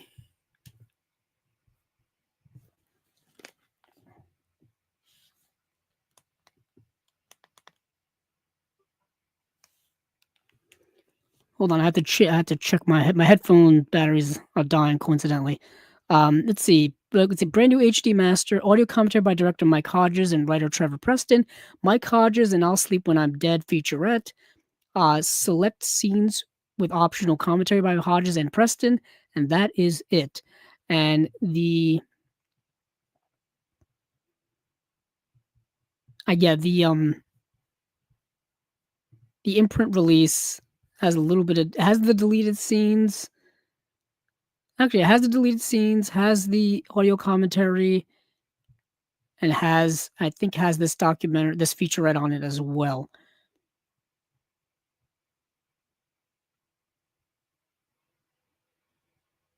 Yeah.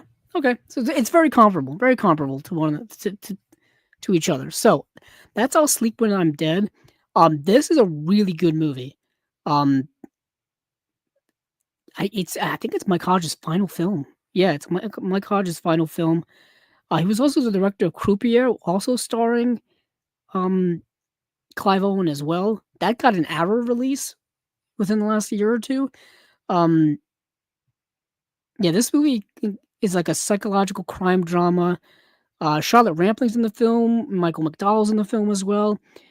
Basically, if I remember correctly, Clive Owen plays an ex-gangster who has kind of left the world. He's gone off and he's away from it now. But his younger brother ends up dying, and he ends up having to come back to town because they say that his brother died of suicide, but he doesn't believe that. He wants to figure it out on his own. So he has to basically go back into the world of organized crime and go back to his old haunts, his old connections, and find out what actually happened. And that's the movie, and it's really, really good. And I recommend people getting either the imprint release or getting this release, or just watching the movie any way you can, because it is that good. So that is it from Kino. That's it from Kino. Um, let's move over now to Warner Archive. Warner Archive here has their oh boy, which month are they releasing now? Is it this month's or is it next month's? This is their April releases. Okay, this is their April releases. So we've got Springfield Rifle from 1952, Slide Street from 1950, Lily from 1953, Three the Hard Way from 1974, Clean and Sober from 1988, and they are releasing Wacky Races, the complete series from 1968. I love seeing more animation, more Hanna-Barbera goodness. That's so awesome. But before we dive into what I got to watch from these, let's see what we've got here for comments. Audie,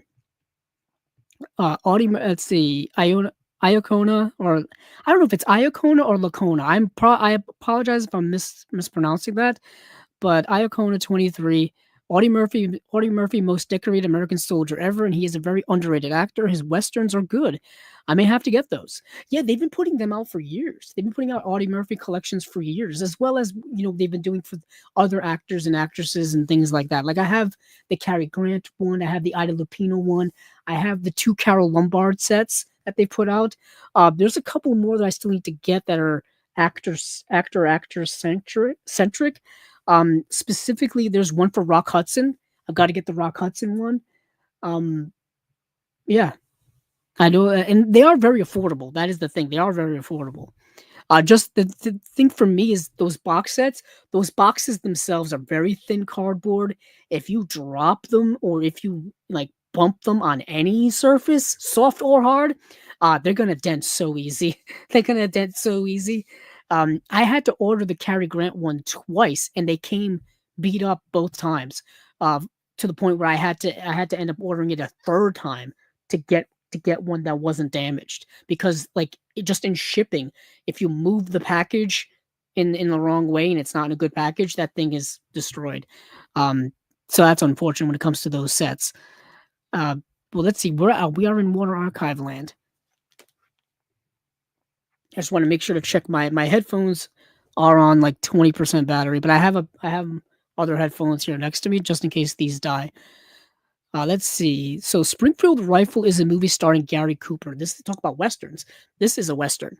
Academy Award winner Gary Cooper stars as Union officer in the United States' Civil War who goes undercover pretending to be court-martialed to uncover who is stealing army horses and selling them to the South before they can hijack a delivery of the new Springfield Rifle. While delivering a shipment of horses desperately needed to mount a big offensive in the United States Civil War, Union Major Lex Kearney is overwhelmed by a band of Confederate raiders. Rather than risk the lives of his men, he sounds retreat, leaving the precious cargo behind, for which he faces a court-martial. But this is only a ploy to send Kearney underground to find who has been stealing horses from the Union Army. Yeah, so you've got Gary Cooper, ever stoic, in this military officer role, who gets dishonorably discharged from the army, only then to go undercover and in the opposite army, in like the rebels, the Southern Army, to see who's been stealing their supply train, who's been attacking and stealing their supply train. Um, and the movie's fine. It's good. I enjoyed it. Um, you gotta really dig Gary Cooper being unbelievably stoic all of the time. This is him, I believe, right after he had done High Noon, so he's in that Gary Cooper type mode. But I feel like Gary Cooper was always like that. He was ever stoic, even in his early days, his early like 1930s work. He was still very stoic actor. Um, and yeah, this role is kind of primed for that, if you will. Um, yeah, it's good. This is getting a 4K restoration from the original camera negative. For those of you who've been listening to this long enough, Warner Archives work is impeccable. Their restoration work over the last decade has been amazing. Um, I wish I had some Warner Archive stuff here to show, because I just put one on my shelf. Yeah, I've got no. Oh, I've got some stuff here. Hold on. This could be a calamity I've got here in the making. Okay, let me move this stuff here. I've got a Warner Archive title here. I have I'll Cry Tomorrow, starring Susan Hayward, which looks very, very good. They all, like I said, they all look very, very good. Let me move that back there. So I've got this for Warner Archive right next to me. And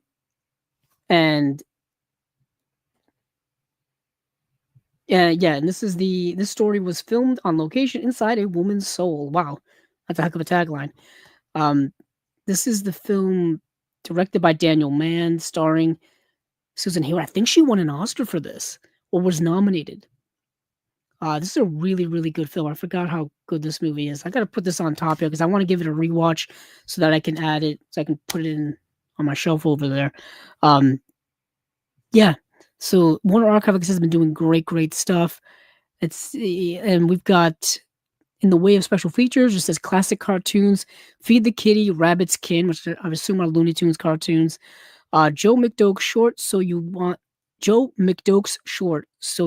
enjoy life. I'm guessing that's a short film. But next we have Side Street. Now, Side Street is a movie directed by Anthony Mann. And this is a film noir. Anthony Mann directed both film noirs as well as westerns, and he did both very, very well. This stars Farley Granger. So, this thrilling Anthony Mann directed film noir classic follows a part-time postal clerk who, in a moment of desperation, takes what he thinks is $200, but finds himself haunted by the police and in the underworld for stealing a $30,000 intended blackmail payment. New York City postal worker Joe Norson, Farley Granger, wants nothing more than to provide a comfortable life for himself and his wife, Kathy O'Donnell, who is pregnant. Out of frustration, he steals $30,000 from the shady lawyer Victor Backett. However, the theft was higher stakes than Joe could have imagined. Backett extorted the money from Emil from Emile Florison, an innocent man whom he framed in a sex scandal and later murdered. Spoiler alert. Trying to hide the money from his wife, Joe gives it to his friend Nick Drummond for safekeeping. When Joe attempts to retrieve the money and return to the back, he finds himself caught up in a murderous web. Basically, what happens is he goes back to get the money so he can return it, and the money is gone. And now he is caught up in a whirlwind of problems. This is the wrong man scenario to a T. To the point where it's noir vibe. It's completely noir vibes, and if you know film noir, it can get dark and depressing. Really good film, really good film. I had never seen it before. Anthony Mann does really, like I said, was really good noir films. And I've always been a big fan of Anthony Mann. I have an Anthony Mann section in my collection. It's mostly of his westerns. I've got to get some of his earlier stuff. But this is getting a 4K restoration from the best preservation elements. Audio commentary by Richard Schickel, who was a longtime film critic. Featurette Where Temptation Lurks. Crime does not pay short, the luckiest guy in the world. Classic cartoons, Goggle Fishing Bear, Polka Dot Puss. And then original theatrical trailer, and that's it. This is coming out April 29th, as well as Springfield Rifle is coming out April 29th as well. I think these are all coming out April 29th. So these will all be like the last release day of April. And that is Side Street, the Anthony Mann film. Next we have Lily. Let's see. This is, orphan Lily Dorier joins a carnival and falls under the spell of its star, a suave magician. But it is the show's crippled, embittered puppeteer who truly loves Lily, a love he can express only through his puppets. It is not often that the word enchanting can accurately be applied to a musical. Clive Hirschhorn wrote in the Hollywood musical, but it was the best way to describe Lily, as well as Leslie Caron's genuinely touching performance. Nominated for 6 Academy Awards, Lily offers sentiment without sugar, simplicity without banality, and lyrical heart that beats to an Oscar-winning Bronislaw Caper score, highlighted by High Lily, High Low, and an imaginative sequence of Caron dancing with her beloved puppets come to life. Mel Ferrer, Jean-Pierre Aumont, Zsa Zsa Gabor, Amanda Blake, and Kurt Kasner also star. Enjoyed this beloved classic as never before in all its Technicolor glory. Now, it is a 4K restoration from the original Technicolor negatives. The fact that they have the original Technicolor negatives is amazing to me, because for those of you who don't know, film restoration in early Golden Age Hollywood simply did not exist, especially their Technicolor original negatives. For many films are long gone. They disappeared into history. So the fact that they have it is incredible to me. And the movie's probably going to look so good. There are rather beautiful sequences in the movie. The Technicolor is probably going to just scream right off of the screen. This is a very sweet, very caring movie. It's a romance, it's a drama. There's some light moments to it. There's some sentimental moments to it. I rather enjoyed it a lot. I'm a sucker for romances like this, old Hollywood romances. Especially when it's you've seen the story before, when a woman falls for this dastardly guy who's not a good guy. He's not good to her at all. But she, for some reason, was really taken with him because he's the bad boy, I guess. But really, it's the other nice guy who is the one that's right for her. And it's the one that really cares about her a lot. And that's this movie. That's this type of movie. There's a lovely sequence at the end of this movie that is so, like, just magic of movie type of sequence that I really liked a lot. That is the movie Lily. Let's see what we got here for special features. Let's see. Classic MGM cartoons, The Impossible Possum, Pecos Pest, and Puppy Tail. That's it. That is the one thing when it comes to a lot of Warner Archive releases, is that I've said this over the years here on Chasing Labels, is you don't get much in the way of special features. If this movie was released in the past on DVD, you'll get what was ever on that release. And if there was nothing, then you're getting nothing. If it's a first time release, you're probably just going to get the movie, which is okay because, like I said earlier, the movies look fantastic. and that's kind of at the end of the day what I look forward for in a release. First and foremost, does the movie look good? And then after that, you kind of prioritize what you're looking for. But when it comes to old classic films, things that are put out by Warner Archive, to me the most important thing is having them on disc, having them in good quality, having them being preserved, and getting to watch them at my leisure. You know what I mean? Uh, that is, like I said, that is Lily. Next, we've got Three the Hard Way. So, Three the Hard Way is a black exploitation film from the '70s, which is really cool. They've been putting out a couple of these here and there. Warner Archive has. I'm digging it. I'm digging it. Three the Hard Way.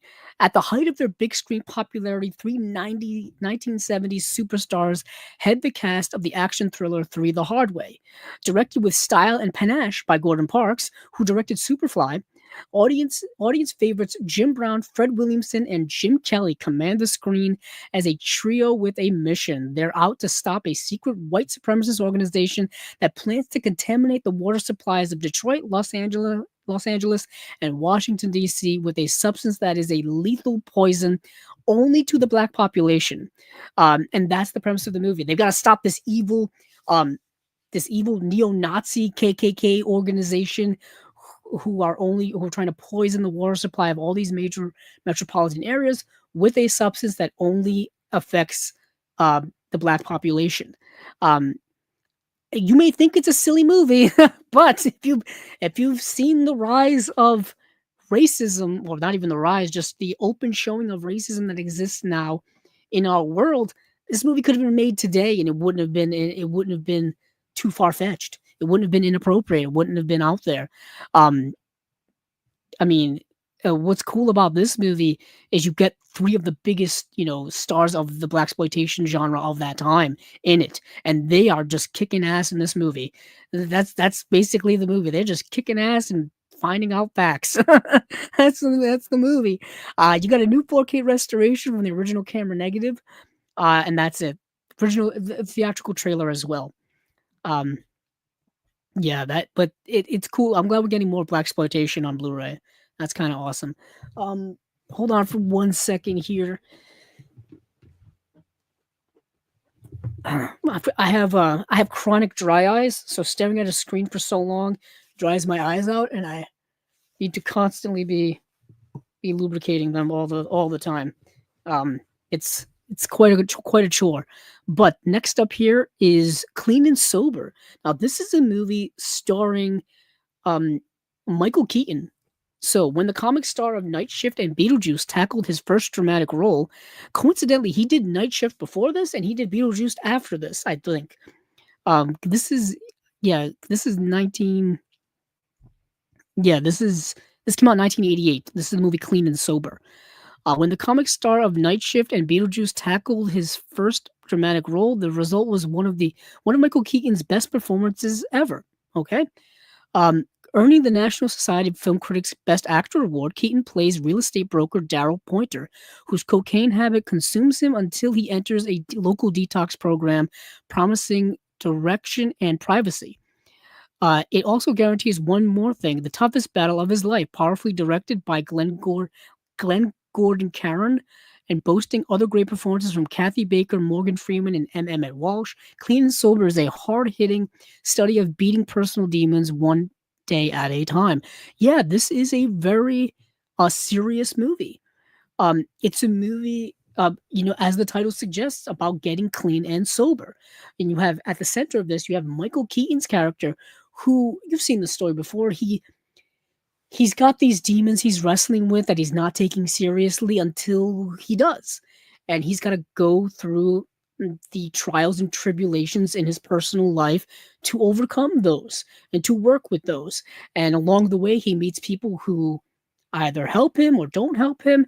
One of them in this film is Morgan Freeman, who's kind of the leader of this inpatient program at this rehab center. And Emmett Walsh becomes his I was going to say his sponsor. And then he meets Kathy Baker, who becomes who's also in the program, who's dealing with her own personal battles, and he ends up getting into a romantic entanglement with her. It's a movie where you've seen before, and it's still this idea of overcoming one's demons when it comes to substance abuse is a very contemporary thing. It's something people are still battling now, will battle in the future, have battled in the past. You may know people in your life, you yourself maybe have gone through these types of battles. So it's a very, sincere contemporary type of movie with a lot of those themes in it. And Michael Keaton is great in the movie.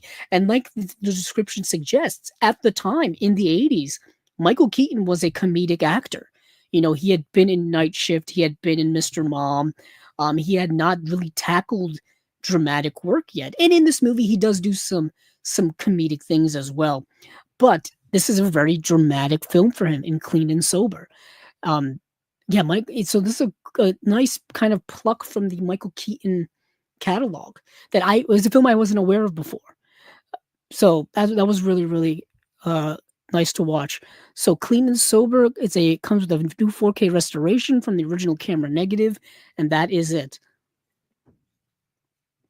But last year, and certainly not least, and I won't go over it because we don't really talk about TV here, or is the Wacky Races, the complete series. Like I said, it's a Hanna-Barbera classic from 1968, new 4K restoration from the original camera negatives. That's awesome. They're gonna look great. Like I said, I've got my, where are you? They're down here. I've been collecting them right along here now. I've got, for those of you who just arrived here later, those of you listening here in the future and have skipped ahead, I've been collecting the Looney Tunes Collector's Choice Blu-rays. I've also been collecting the Yogi Bear stuff as well. This is the last one I had to get, Yogi Bear and the Invasion of Space Bears. For some reason, like I mentioned earlier, this has been absurdly cheap for months now. I don't know why. But I've been collecting a lot of their animation Hanna-Barbera stuff. I've got still a few more I've got to get before they start adding on to the collection. And that brings me to this. Now I'm reminding myself there is another Looney Tunes collector's series that they are going to be starting up. And it is called, I think it's called literally what I just mentioned. It's called Looney Tunes Collector's Vault series, and they just announced a volume 1. So let me go to, let's see. Let me go to, excuse me. Let me see if I can find some information on it. Let's see. Yeah, Warner Classics. Yep, here it is, right here. So Warner Archive, if you go to Facebook, they're called Warner Classics now, but they're still called Warner Archive on all of their releases. And what a weird rebranding! I tell you, of all the studios that's kind of having a big identity issue nowadays, Warner Brothers is the most puzzling to me. I mentioned earlier that they just took off all of their Looney Tunes properties from HBO Max to be able to stream.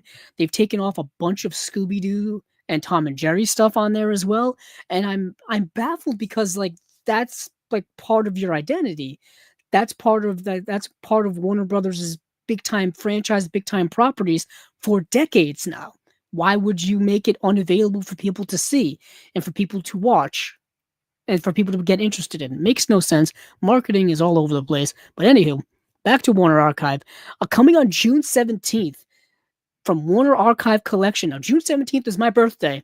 So this is my birthday gift to myself.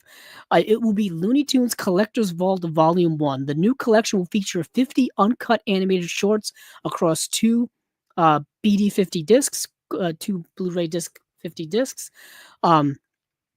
Disc 1 will contain 25 shorts never before remastered on DVD or Blu-ray, so all new stuff. Disc 2 will contain 25 shorts never before on Blu-ray, so I'm assuming it'll be stuff that they had put out on DVD in the past, perhaps things that were on their Golden collections or their Spotlight collections or something like that.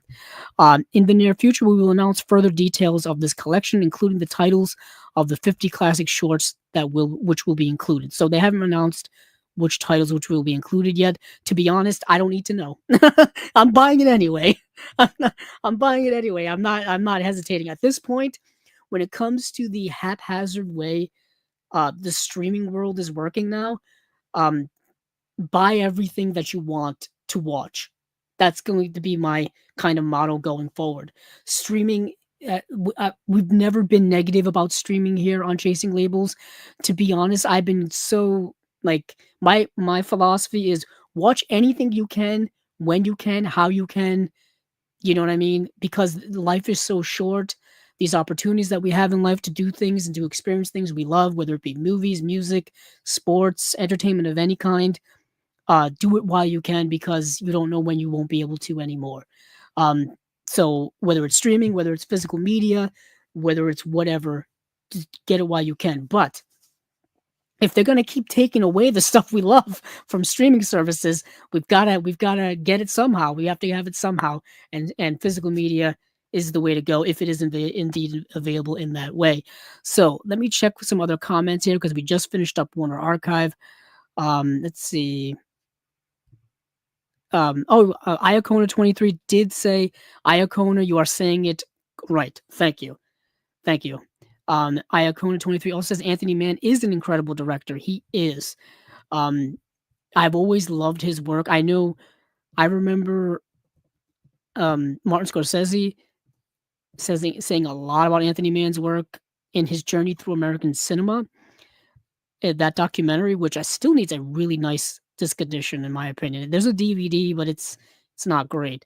Um, to me, Anthony Mann, my exposure to him has mostly been westerns, specifically the stuff he's done with Jimmy Stewart. The Jimmy Stewart ones of like Winchester 73, which just got a 4K UHD and Blu-ray release finally from Criterion. That just came out. The Tall Target, which just got a Warner Archive release. That's another good Western from him. Bend of the River, The Naked Spur. I still need to get The Naked Spur. The Far Country, that's another really good one. But his early stuff was in the realm of noir. T-Men, Raw Deal, He Walked by Night, good stuff. Good stuff from Anthony Mann. Let's see here. And then Sparkito says, Happy St. Patty's Day. Happy St. Patty's Day to you as well, Sparkito. And happy St. Patty's Day to all of you who celebrate. I've said this before. I live about an hour south of Boston. And if anybody knows about the population makeup of Boston, it's very, very Irish, if you will. If you've seen The Departed. You've seen The Departed. Yeah, so they've had all kinds of parades today, probably in the Boston area, and also down here as well, and of course across the country too. I'm assuming so. So let's see. We've talked about Warner Archive. We've talked about Kino. Let's see what else we've got here. Let's go to our buddies over at Radiance.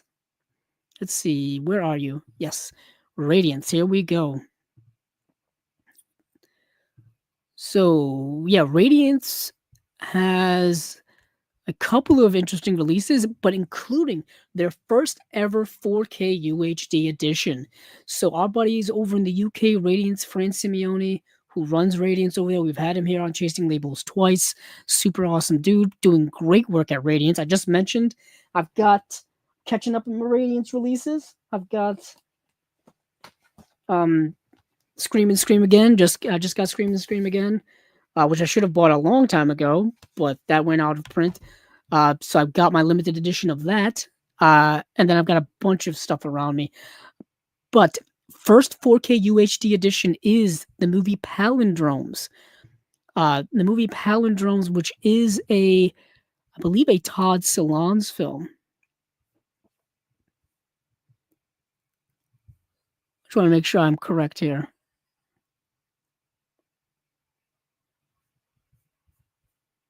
Let's see. Yep, Todd Solondz.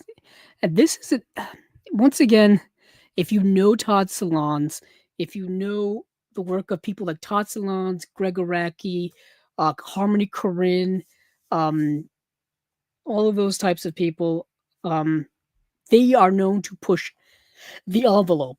By push the envelope, I mean they go beyond the envelope. They destroy the envelope and go millions of miles ahead of it. And Palindromes is in that vein. It's not quite like the movie Happiness, which is Todd Solondz's other film, but it's in that vein. Very uncomfortable, very dark, very the themes in it, the depictions in it of what it's going, of what it's, talking about, what it's discussing, is going to irk a lot of people. It's not going to be pleasant for people to watch, and I understand that entirely. These movies are kind of made to do that, push people's personal barriers, if you will. So Palindromes, which came out, let's see, I think came out in 2004. Yes, 2004. Ever since she was small, Aviva has desperately wanted a baby. Now a teenager with thoughts and feelings for well-meaning parents, Joyce, portrayed by Ellen Barkin, and Steve, uh, portrayed by Richard Mercer, don't quite know how to handle. She'll stop at nothing to make that dream a reality, played by a cast of rotating actors, including Jennifer Jason Leigh and Sharon Wilkins. Aviva's journey towards motherhood never would run smooth. Bringing his trademark dry wit to another series of taboos, Todd Solondz's portrait of middle American girlhood interrogates the naivete and hypocrisy of the post 9/11 psyche and continues to shape U.S. public life and policy. Very interesting that they would put that like that. So this movie is actually a sequel to another Todd Solondz film that, let's see if I have it here. Hold on. I do have it, but it's way, way down here. I'm not going to be able to get to it without knocking over a bunch of movies. But it's a sequel to what's that movie that actually, Welcome to the Dollhouse. Welcome to the Dollhouse, which was one of the first movies that Radiance released way back in its inaugural year of movies, which was 2023. So back in 2023, they released Welcome to the Dollhouse. And then this movie is a sequel to that in the sense that it picks up certain threads from the end of Welcome to the Dollhouse, specifically when it comes to the main character in that movie and the connection that our main character actually has to the main character in that movie. They're actually related. They're cousins, actually. And so you're picking up from the end of that movie into this movie with this person going of Aviva going through this journey of, I would say, self-discovery, which it kind of is, kind of isn't. It's a lot of things. It's a lot of things, and it's really hard to describe. But the way in which this movie goes through the journey of this character of Aviva is each scene and each situation that she goes through, you get a different actress portraying the character. So you get a different tone and different feeling and different scenario in each situation that this character is put in. And it's fascinating to me because this character runs away from home, so therefore is on their own literal journey and figurative journey as well.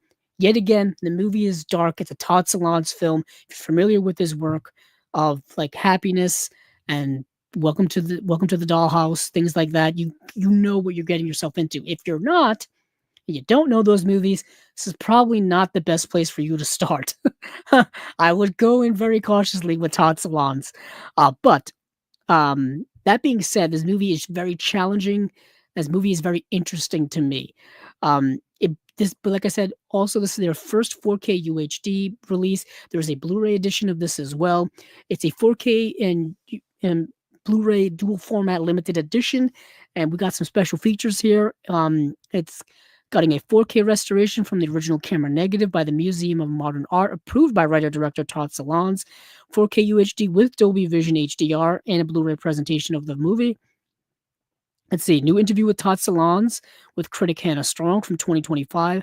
Todd Solondz and his Cinema of Cruelty, a new video essay by critic Lillian Crawford from 2025, and that is it. So you get some new stuff here. You got new stuff here directly from Todd Solondz himself, which is, it's great to hear directly from the director, especially from him now. Like, what does he think about this stuff now?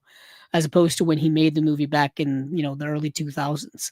So that is Palindromes by Todd Solondz, being put out by Radiance Films in 4K UHD as well as the Blu-ray. And this is coming out, see, this is part of their June titles. This is part of their June titles. I think this is June 23rd. Next, we have World Noir Volume 3.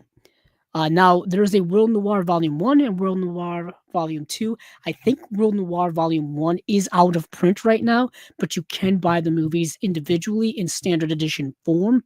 I'm still trying to hunt down the limited edition box set, which you can find on eBay, but it is rather expensive, as one would guess. So, World Noir Volume 3, very cool stuff we've got here. We've got 3 films. One's called Not Guilty, the next one's called The Lost One, and the third film is Girl with Hyacinths. So, Not Guilty, a wickedly enjoyable noir from prolific French genre director and French national swimming champion Henri Dequan. Not Guilty sees Michel Simon as an alcoholic yet brilliant doctor who, after accidentally causing a tragic accident while in a drunken stupor, covers his track by weaving a complex web of lies and engineering havoc within a small town. So this movie is all about like hubris and ego and what that does to someone. A very interesting film because it's about also somebody dealing with chronic alcoholism too. And one day he like mistakenly ends up killing someone and stages it as an accident so that he doesn't get caught and gets away with it. And he gets away with it because he's so good at staging something to look like an accident because he's a doctor. And now he thinks that he's like, oh, I'm a brilliant doctor now. There's the hubris. And he starts like being good at his job, which gains him more hubris.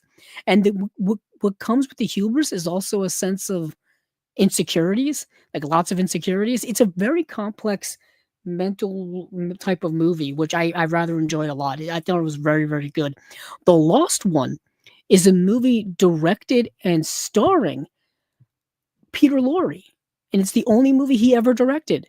So Peter Lorre, who I'm pretty sure many of you know from M, the Fritz Lang's M, or Casablanca, or many of his other films that he was in, stars in, and for the first time and only time in his career, directs the story of a troubled man navigating post-World War Germany while haunted by a terrible secret. Contemporary German audiences, shattered by the war, found this bleak depiction of their country too depressing and painful on its release in 1951. Since then, The Lost One has achieved recognition as a significant work of both noir and German cinema in its own right.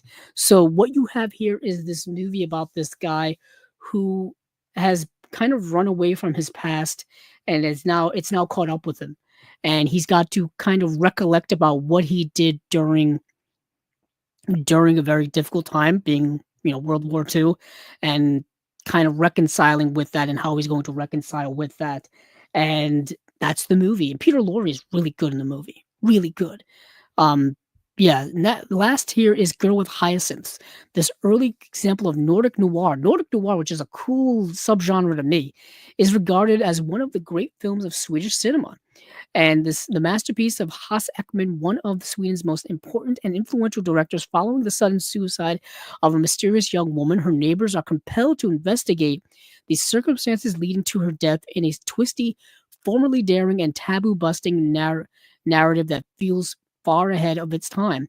So yeah, what you've got here is a movie that takes place. A movie that's starts off with a mysterious death of the woman that you don't really know anything about, and then the movie slowly explains through recollections and flashbacks like what happened and how this woman ended up dying.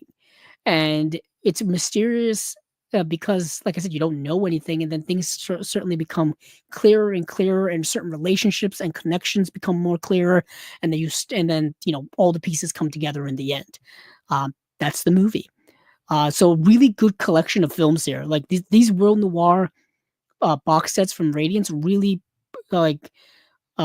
compile stuff that you've never probably have never heard of before in different parts of the world. We have French, German, and Swedish films in here. So that's really, really cool. But let's see what we got here for some details. So 4K restorations of Not Guilty by the TF1 presented on Blu-ray for the first time with English subtitles. High definition digital transfer of Lost One presented on Blu-ray for the first time with English subtitles. And then 2K restoration of Girl with Hyacinths presented on Blu-ray for the first time outside of Sweden. Cool. Cool. Let's see. That's it. No other special features are listed here. Nothing in the way of like featurettes or commentaries or interviews. We do get a limited edition 80-page book featuring archival pieces and new writing by critics and experts, including Farron Smith-Neame, who is very, very prolific, Martin Waits, Elena Lazick, Jordan Searles, who I think I see that person on Twitter a lot, and more. Cool. Oh no, there is. Oh, I lied. There are special features. I had to scroll down. My fault. I didn't scroll down far enough. Not Guilty has a new interview with critic Imogen Sarah Smith on Not Guilty. Archival Michael Simone radio interview from 1947. Wow. Archival behind the scenes radio documentary from 1947. Alternate ending. Then The Lost One has an interview with critic and historian Pamela Hutchinson on Peter Lorre and The Lost One. Interview with programmer and historian Margaret Darias on post-war German cinema in 2025. Girl with Hyacinths, new audio commentary by Peter Jomstad from 2025. Archival interview with Haas Ackman from 93. Visual essay by novelist Julia Armfield from 2025. So yeah, good special features here. Next time I gotta remember to scroll down enough. This is also coming out on June 23rd. So next we've got a Japanese film, and that is the movie Tale of Oiwa's Ghost. So Tale of Oiwa's Ghost, when the daughter of an elite family takes shine to poor samurai Lemon, he sees an opportunity to climb the social ladder. He just needs to rid himself of his only obstacle, his loving wife Oiwa. He poisons her and dumps her corpse in a nearby swamp, but she returns as a horribly disfigured ghost to haunt Lemon on his wedding night. Crime film specialist Taikato brings the famous ghost story of Yatsuya to the screen as a gritty tale of murder and greed with an intense lead performance by Wakayama, who was in the Bounty Hunter trilogy and the Big Time Gambling Boss. Now, that story may sound familiar to all of you because I believe it's been adapted many times, but it's already been released in another adaptation by Radiance themselves. So we've got The Ghost of Yatsuya is another adaptation of this same story. So if you've got this set here, you have an adaptation of that story already. So, and you've seen it. But this box set here, I think, is one of the best box sets Radiance has ever put out. These are three Japanese ghost stories.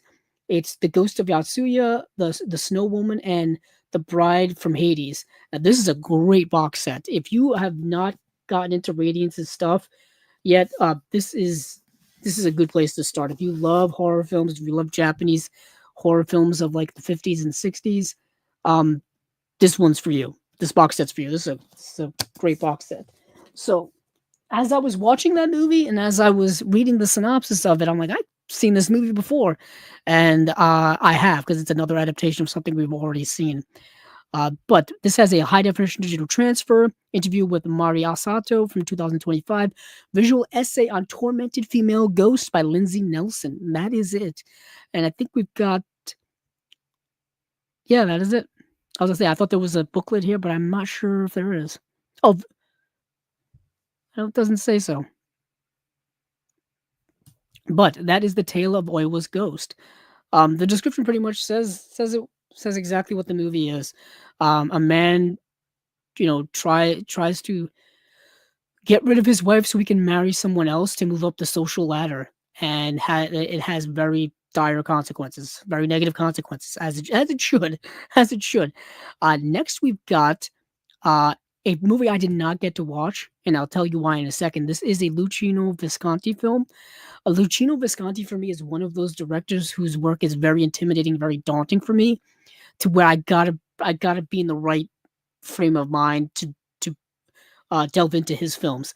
Um, Tarkovsky is the same way for me in that regard, and certain other directors too. But this film is a yeah. The reason why I didn't watch it also is that I believe it's 3 hours long. It's a very long film, and I didn't have that time to delve into it. Let's see. It is called La Terra Trema. La Terra Trema. In rural Sicily, the fisherman lives at the mercy of the greedy wholesalers. One family risks everything to buy their own boat and operate independently. This is a Luchino Visconti film from 1948. It is 160 minutes long, so not quite 3 hours, but 2 hours and 40 minutes or so. Um, so let's see. Let me go back to La Terra Trema. Yeah, in the fishing village of Asitrezza, Sicily, the Velastro family dream of a better life, living modestly thanks to merciless wholesalers. Eldest son, Tony, takes matters into his own hands and, with the help of a bank loan, starts fishing alone. The venture is initially a success, but an unexpected shipwreck means the family must soon fend for themselves. Sounds like familial heartbreak to me and struggles. Um, Yeah, so Luchino Visconti has directed The Leopard, Death in Venice, a bunch of other really great films. Uh, yeah, so many great films. I mean, there's this. Let me pull up some here just so people get a sense of who Luchino Visconti is. Yet again, another director that was a big influence on the new Hollywood generation of filmmakers here in American cinema. Rocco and His Brothers is another good film. He directed a movie called Obsession. Ludwig. Bellissima is another good one for him. Boccaccio 70. That's another Visconti film. The Stranger. The Innocent. Yeah, I have The Leopard, and I've had it for so many years, and I haven't watched it yet. I've gotta watch that soon. That's another heavy film to watch. Luchino Visconti's The Leopard. Let's see what we got here. 2K restoration of the film.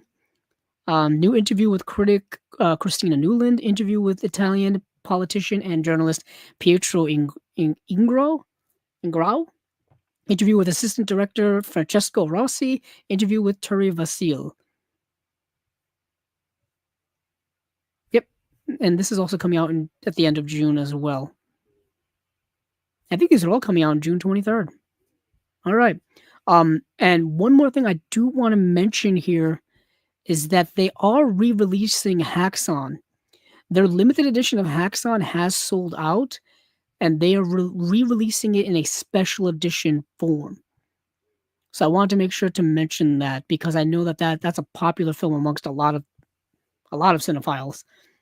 And also, yeah, I want to make sure to mention that. I'm scrolling back down, where are you? I'm looking for Haxan. I can't find it. Let me look in their sold out section.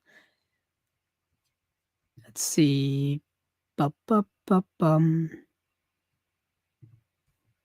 Yeah. Yep, there it is. Their limited edition are sold out, and I'm pretty sure they're re-releasing it in a special edition version. I think may be similar to the limited edition, but just I want to say more standard packaging. Because their limited edition was a thicker packaging, probably a la. Okay, this makes a lot more sense now. This is me completely guessing because I don't have their version of Haxan, but I'm assuming it was similar to their version of Messiah of Evil, which I'm holding up here.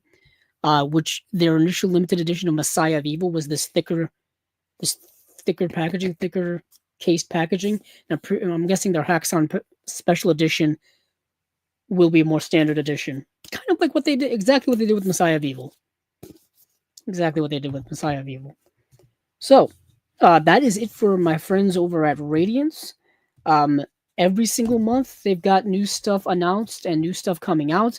If you go over to their website, which is radiancefilms.co.uk, literally at the top of the page, it says next announcements. April 9th. So when April 9th rolls around, we'll be back here doing this again. We'll be back here doing this again. So that is it from Radiance. Now we'll go over to Imprint, and then we will go to Criterion. I think that will be it. Let's see. Yep. We just did Radiance. We've done Warner Archive. We've done Kino. We've done all the individual ones I wanted to talk about, including The Beyond from Grindhouse Releasing, which is already a hot seller. And then now we will be doing Imprint and then Criterion. There we go. A little crossover here, coincidentally. Didn't plan this at all. There's a bit of a crossover here between Imprint's releases and Criterion, because a lot of the stuff that Imprint has just announced, Criterion has already put out. So this is going to be another box set month from Imprint down in Australia. These are their May releases, and we have 3 box sets here. We've got directed by David Lean, Volume 1, 1942 to 1948. This is Imprint Collection number 407, 407 releases. Crazy. Then they have a film focus box set of Carroll Baker, 1961 to 1965. This is Imprint Collection 416 to 418. And then, so Imprint Collection, the David Lean is Imprint Collection 407 to 413. Carroll Baker's 416 to 418, and then Laurence Olivier's Shakespeare trilogy from 1944 to 1955 is 413 to 415. Why they didn't just swap the Carroll Baker and the Laurence Olivier thing so that the numbers would all line up and my OCD wouldn't go crazy, I don't know why. So let's get into this piece by piece, starting off with the David Lean box set. And the reason why I mentioned Criterion is because Criterion has already put out their own David Lean box set many, many, many years ago. I've had it in my collection now for a heck of a long time. Let's see. It's called David Lean Directs Noel Coward. I've had this. This came out in 2012, and I'm pretty sure I bought it in 2013. Like I've had it in my collection for 12 years, and here it is. Here for those of you listening at home, it's the Criterion Collection David Lean Directs Noel Coward Blu-ray box set, which it has In Which We Serve, This Happy Breed, Blithe Spirit, and Brief Encounter, and all of those films are in this Imprint box set, plus two more, and the two more are Great Expectations and Oliver Twist. So what's unique about this is that if you want to know where to start with David Lean, of course, is the director who made Lawrence of Arabia, Bridge on the River Kwai, and Dr. Zhivago. If you don't want to tackle those long, epic films, and you want to ease your way into David Lean's filmography, this is where you start. Because these are his first 6 films: In Which We Serve, This Happy Breed, Blithe Spirit, Brief Encounter, Great Expectations, and Oliver Twist. Those are his first 6 movies. So this is a great starter pack for David Lean enthusiasts. And what is interesting is I'm pretty sure. Yeah, what is interesting is that before this, in David Lean's career, is that he was an editor in the 1930s. So he didn't get his first job until he was a co-director on In Which We Serve with Noel Coward. And I was reading some background information on this, and Noel Coward kind of immediately recognized that David Lean knew a lot more about filmmaking and a lot more about directing than he did, and basically just let him take over the production of In Which We Serve, because he was like, you know more about this, you're doing a better job than me, here you go, just do it. And that's how we kind of got the great David Lean's career to kickstart, is in this kind of fashion. So In Which We Serve is a movie that that was made as a propaganda film during World War II. It came out in 1942, so right in the middle of the war. If you're any familiar with how World War II went, it wasn't going so well for the good guys at first. It was not going well for Great Britain, France, And the United States would not join the war officially until 1941 after Pearl Harbor. So up until this point, things were not going very well. So they needed to kind of express to the world that they needed help. So a lot of movies were made during World War II that were propaganda films that were to show the harsh realities of the war, to garner help for people from other allies and all this kinds of stuff. The Alfred Hitchcock film Foreign Correspondent is a movie like that, where uh, it was made before the United States had gotten into the war. At the very end of that movie, and not a spoiler, it's a very direct call for help. Uh, and yeah, it's fascinating. So, In Which We Serve is a movie that it depicts life on the home front and the harshness of the home front, but also in the war front too. Let me pull up the synopsis for In Which We Serve on Letterboxd. Let's see. So this is the story of the HMS Torn from its construction to its sinking in the Mediterranean during action in World War II. The ship's first and only commanding officer is Captain E.V. Kinross, who trains his men not only to be loyal to him and the country, but most importantly to themselves. Sorry, I'm bumping into my microphone here. Um, it's it's a film very much uh depicting not only the men on the ship, but things around that. Let's see what they say here. So, a thrilling war film written by, co-directed by, co-scored by, and starring Noel Coward. This is the suspenseful true story of the sinking of the ship HMS Kelly. The surviving crew of the HMS Torn desperately cling to life after being attacked by German bombers during the Battle of Crete. That's kind of the framework of the story, but it's about other things too.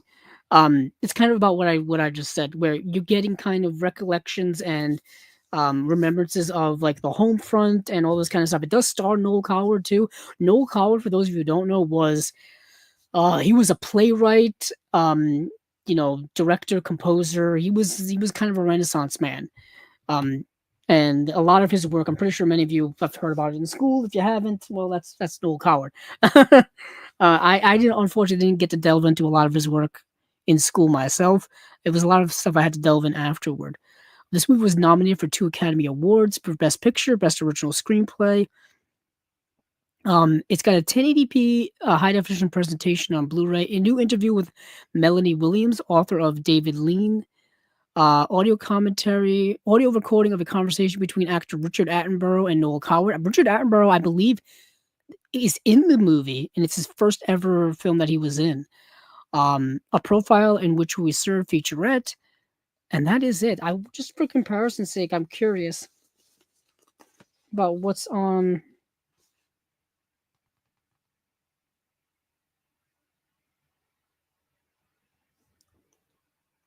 So a profile in which we serve is on the Criterion. But there's a new interview with a different, but the other stuff isn't. The other stuff is not on the Criterion. Oh no, the audio recording of a 1969 conversation between actor Richard Attenborough and Coward is also on the Criterion. So the one thing that's not here is, the one thing is the new interview with Melanie Williams. That's the only thing that's different from the Criterion. Um, Next is The Happy Breed, which I watched last night, which is a really, really great film.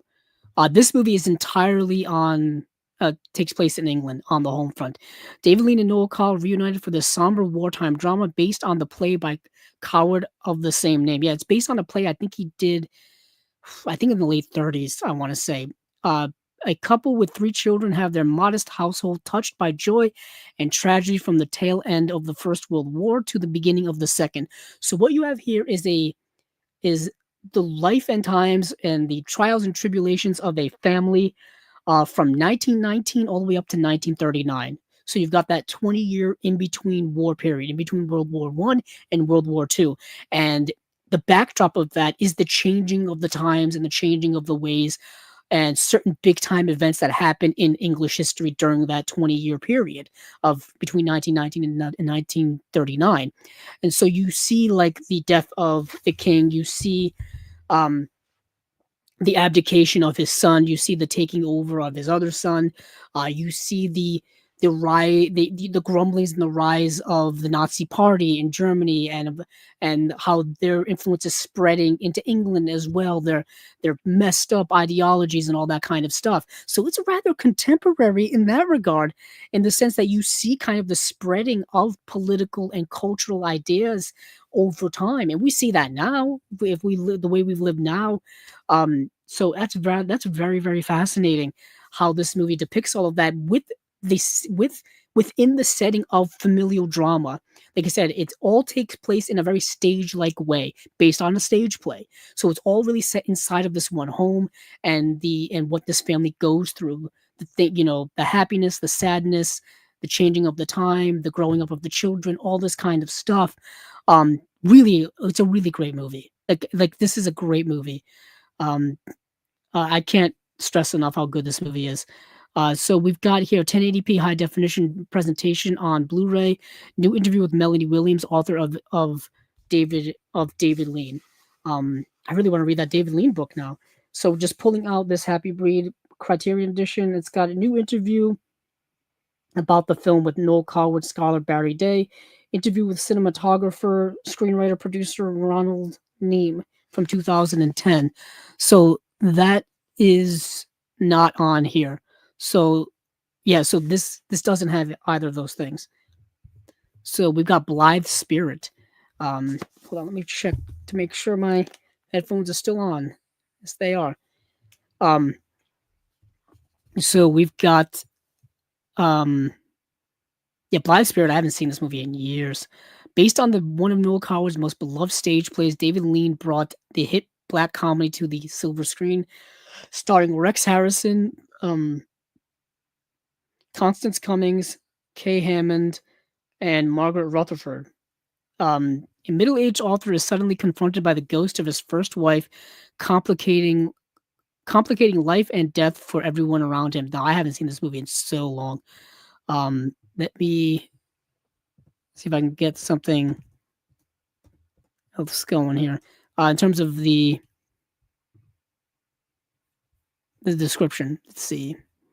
Ba-ba-ba-bum. An English mystery novelist invites a medium to his home so she may conduct a seance for a small gathering. The writer hopes to gather enough material for the book he's working on, as well as to expose the medium as a charlatan. However, proceedings take an unexpected turn, resulting in a chain of supernatural events being set into motion that wreak havoc on the man's present marriage. Okay, that's a little bit more descriptive than what they're saying over on the Imprint site. Let's see, when did I see this movie? 2021. Wow. I should remember it, but I guess I don't. That's what happens when you watch hundreds of movies a year. You just end up forgetting things. But let's go back to see what the special features are looking like here. And let's see how they compare with the Criterion. So we've got 1080p high definition presentation, new interview with Melanie Williams, author of David Lean. The South Bank Show, retrospective of Noel Coward, hosted by Melvin Bragg. And that is it. Let's see what we got here on the Criterion. Good thing I brought out this Criterion just for comparison's sake. New interview about the film with Noel Coward scholar Barry Day, episode of the British television series The South Bank Show from 1992 on the life and career of Noel Coward. So yeah, you have that already if you have the Criterion. Next and last of these Noel Coward kind of collaborations here. But certainly probably the most well-known. This is one of the most probably beloved and, like I said, well-known David Lean films, and this is Brief Encounter from 1945. I've referenced this movie so many times here on Chasing Labels. I've referenced it in real life so many times. Widely regarded as one of the greatest British films of all time. Brief Encounter is a romantic epic starring Trevor Howard and Celia Johnson. Nominated for Best Actress Academy Award for her performance in this film, a casual friendship between two middle-class suburbanites evolves into a passionate yearning, leading to a difficult decision that will affect both of their lives. Uh, this movie, you got these two characters who meet and spend time with each other uh, just at a rail station as they're traveling on their day-to-day lives, if you will, and they strike up this connection, they strike up this relationship, this romance that is so powerful and so connective, and but they're both married, they both have lives outside of this area, and they don't even lead they don't come from bad marriages, they don't come from broken troubled homes or anything like that. But that's the crux of it all. What do you do? What do you do when you have that powerful connection with someone, when you're already in a relationship with someone else, a marriage, if you will? Um, but the movie is so good. Oh, the movie's so good. It's so good.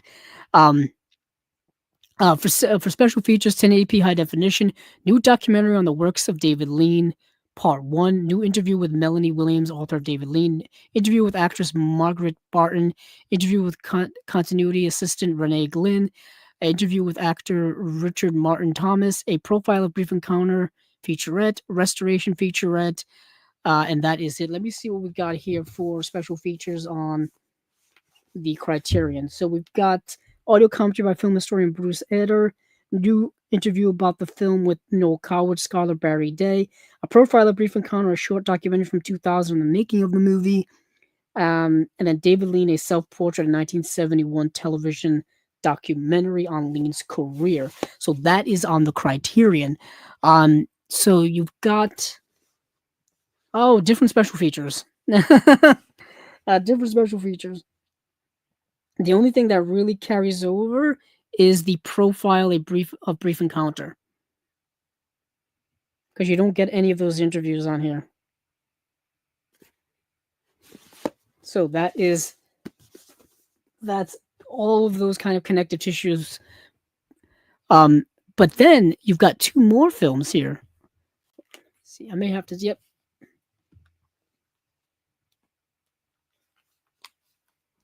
Hold on, I'm just switching out my headphones.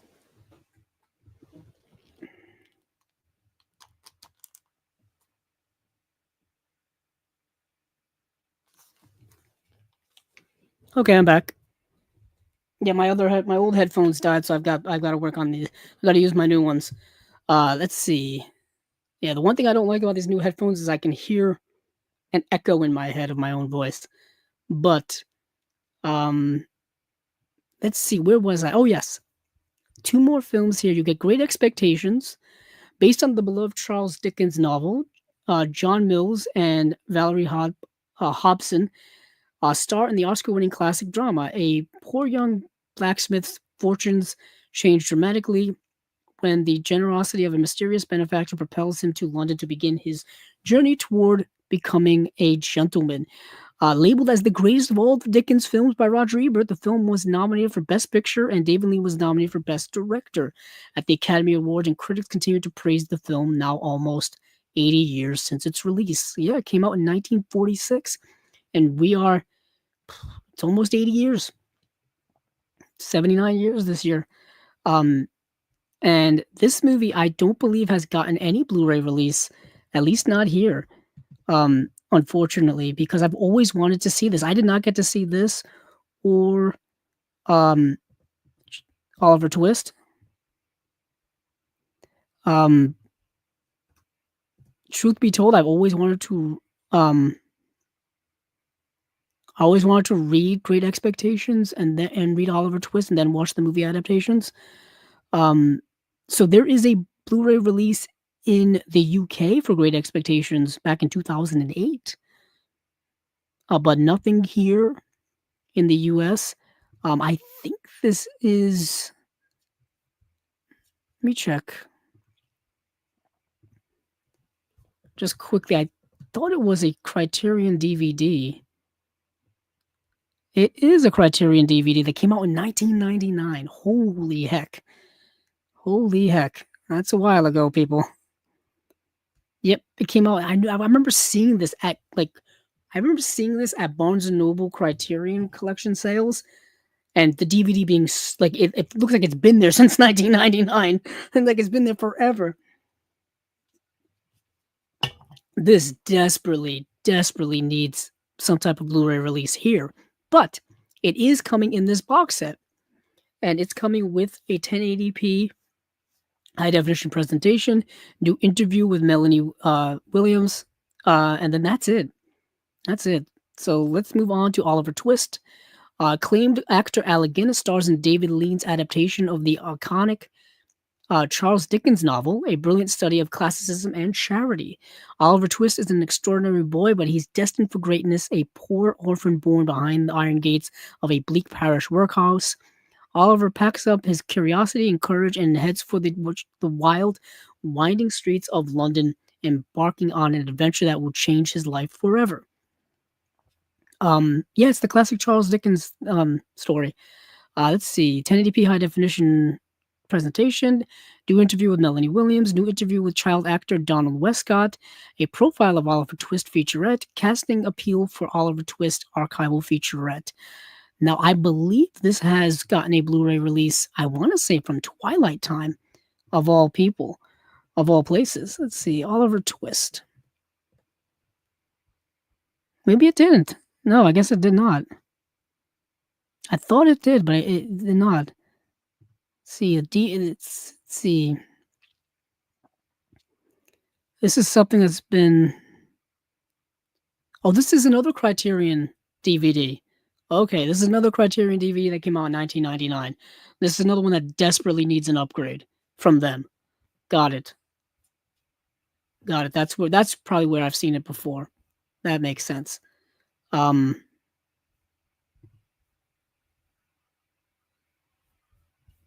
let's see the special features. I think I went through all that already. So that is the David Lean box set. Directed by David Lean, Volume 1, 1942-1948. Imprint collection number 407 to 412. You get In Which We Serve, This Happy Breed, Blithe Spirit, Brief Encounter, Great Expectations, and Oliver Twist. The first 6 films directed by the great David Lean, directors of such films as Lawrence of Arabia, The Bridge on the River Kwai, and Dr. Zhivago. Next, we've got the Carroll Baker box set. This is Film Focus Carroll Baker, and I've only seen one of these movies, unfortunately. I've only seen Something Wild. So you've got Something Wild, Sylvia, and Harlow. And just to move things along here, Something Wild is when college girl Marianne Robinson is brutally attacked, her world is shattered, unable to carry on a normal routine. Marianne moves to New York City and accepts a job at a dime store as she struggles to come to grips with her ordeal. Sinking into isolation, she attempts suicide and is saved by a concerned bystander. Lonely auto mechanic Mike. Marianne moves in with Mike, but soon questions his motives for wanting to help. This is a very, I'll talk about contemporary, this idea of dealing with physical trauma, which then turns into emotional, mental trauma, then having to, move on with your life from that point. And how do you deal with that, specifically at a time in the early 1960s, where we don't have, if you're just looking at it from a contemporary perspective, you don't have the resources that you have now to deal with that. At that time, violence against women was not taken as seriously as it is now. Granted, the systems that are in place now are not ideal. They're not great. They're not foolproof. They're still incredibly problematic and incredibly improper. They don't work well. There's just a lot of issues with all of that stuff now. This is 1960 that we're talking here. So, maximize those issues too. So this movie is really interesting from looking at it from a contemporary lens. And Carroll Baker is very, very good in the film, if I remember correctly. But let's see what we got here for special features. New interview on Something Wild with historian and author Foster Hirsch. Interview with film professor Lucy Bolton on the career of Carroll Baker. I know Carroll Baker from the Lindsay Baker box set from Severin. That was work she did later on when she was no longer actually making Hollywood films. She was making films in Europe with Umberto Lenzi. So that is Something Wild. Something Wild. Not to be confused with some of the later films called Something Wild. Not to be confused with the Jonathan Demme film from the 80s. Uh, but next we've got Sylvia.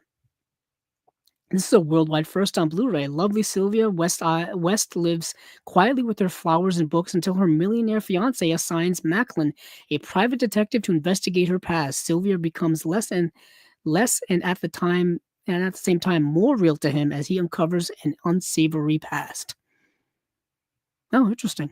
So special features here: new interview on Sylvia with film historian / author Foster Hirsch, new video essay on Carroll Baker by Daniel Kramer. All right. And then next we've got Harlow. So follow the life of Jean Harlow as she rose to fame in reckless 1930s Hollywood. So what we have here is a Jean Harlow biopic starring Carroll Baker. That is what we have here. If you don't know this, Jean Harlow died tragically young from an illness. And she was a great blonde bombshell of the 1930s. I have several of her movies. Check out Jean Harlow's work if you haven't already. Several of her movies have made their way into Warner Archive. And she was a great actress. She died very young due to an illness. Let's see. What else do we have here? Check to make sure we're looking good. Let's see. I'm losing my place here. Sorry, I got to refocus. There's a new interview on Harlow with film historian and author Foster Hirsch. Carroll Baker looking back at career-spanning interview with Carroll Baker. That's kind of incredible. And that's it. That is the Carroll Baker box set. We've got, Film Focus, Carroll Baker. We've got the films Something Wild, Sylvia, and Harlow. That's Imprint Collection number 416 through 418. And then last but certainly not least is Laurence Olivier's Shakespeare Trilogy. Now, another thing that I have in my collection that directly correlates and connects to Criterion is I have these movies already on DVD because Criterion released all of these on DVD, and these are the films of Henry V, Hamlet, and Richard III. Richard III, they've actually released on Blu-ray. So years ago, when they released Richard III on Blu-ray, let me pull up when they actually did do that. I was under the impression that they were going to then re-release Henry V and Hamlet like right behind it because that's that would have been apropos, and they just have not since. So yeah, they released Richard III back in 2013. So 2013, my mind was like, oh, they're re-releasing all of the Laurence Olivier Shakespeare adaptations, and they just never did it. 12 years later, no Hamlet on Blu-ray, no Henry V on Blu-ray. So I have the DVDs still in my collection in this box set here.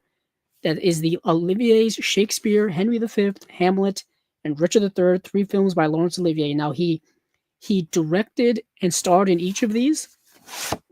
Laurence Olivier is considered the greatest actor of the 20th century, and that makes sense. That makes a lot of sense. Once you watch these films, you kind of understand why, and you kind of agree with it entirely. So I've got these DVDs in these old Criterion DVD cases. Richard III is in a thick DVD case. Holy heck. Yeah, these came out, talk about late 90s, early 2000s. And then there's Hamlet. I'm surprised they didn't release Hamlet because Hamlet is a Best Picture winner. Yeah, I believe it's the Best Picture winner of 1948. Yeah, these are old DVDs I've got here. I don't even know what we got here in terms of special features. Oh, they are special features here. Anyway, I'll leave these out just to do a little special feature comparison. Let's see. So, I'm not gonna. So yeah, let me go through. So Henry V, obviously based on the Shakespeare, the first of Olivier's trilogy. Henry V was nominated for 4 Academy Awards. Insulted by the French court, Henry V, the arrogant young king of England, declares war on France. But when the English troops suffer devastating casualties, young King Henry realized that there is more to leadership than royal pride. It's been many years since I've seen this movie. There's been adaptations of this so many times. Kenneth Branagh, Kenneth Branagh, he's done adaptations of Henry. He did an adaptation of Henry V that he also starred in. He's done an adaptation of Hamlet. Richard III, there's an adaptation with Al Pacino, which is fascinating to me. Yeah, these stories have been adapted so many times in various formats and various places for obvious reasons, because it's Shakespeare. You know what I mean? We've got Laurence, we've got Romeo and Juliet, Macbeth, Julius Caesar, uh, yeah, The Taming of the Shrew has been done so many times. There's been so many Shakespeare adaptations over time. Well, let's see what we got here for special features for Henry V. Audio commentary by film historian Bruce Eder.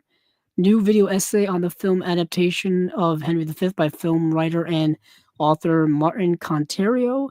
And that is it. Let's see. We have the same audio commentary on the DVD. Shakespeare, yeah, it's audio commentary by film historian Bruce Eder. And it says Shakespeare's Royalty, a chronology of England's rulers. That's it. That's what's on the Criterion DVD. For Hamlet. So the story of Hamlet, staged amid the grandeur of the royal court of Denmark, Hamlet is a tale of murder and intrigue, of revenge and treachery, of love and suicide, of madness and despair, of fatal decay, and even more fatal action.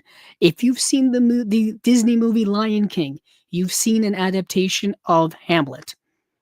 A brother plots to kill his king of a brother in order to take his throne, and the son has to basically take his revenge and find out the plot and prove the plot and all this kind of stuff.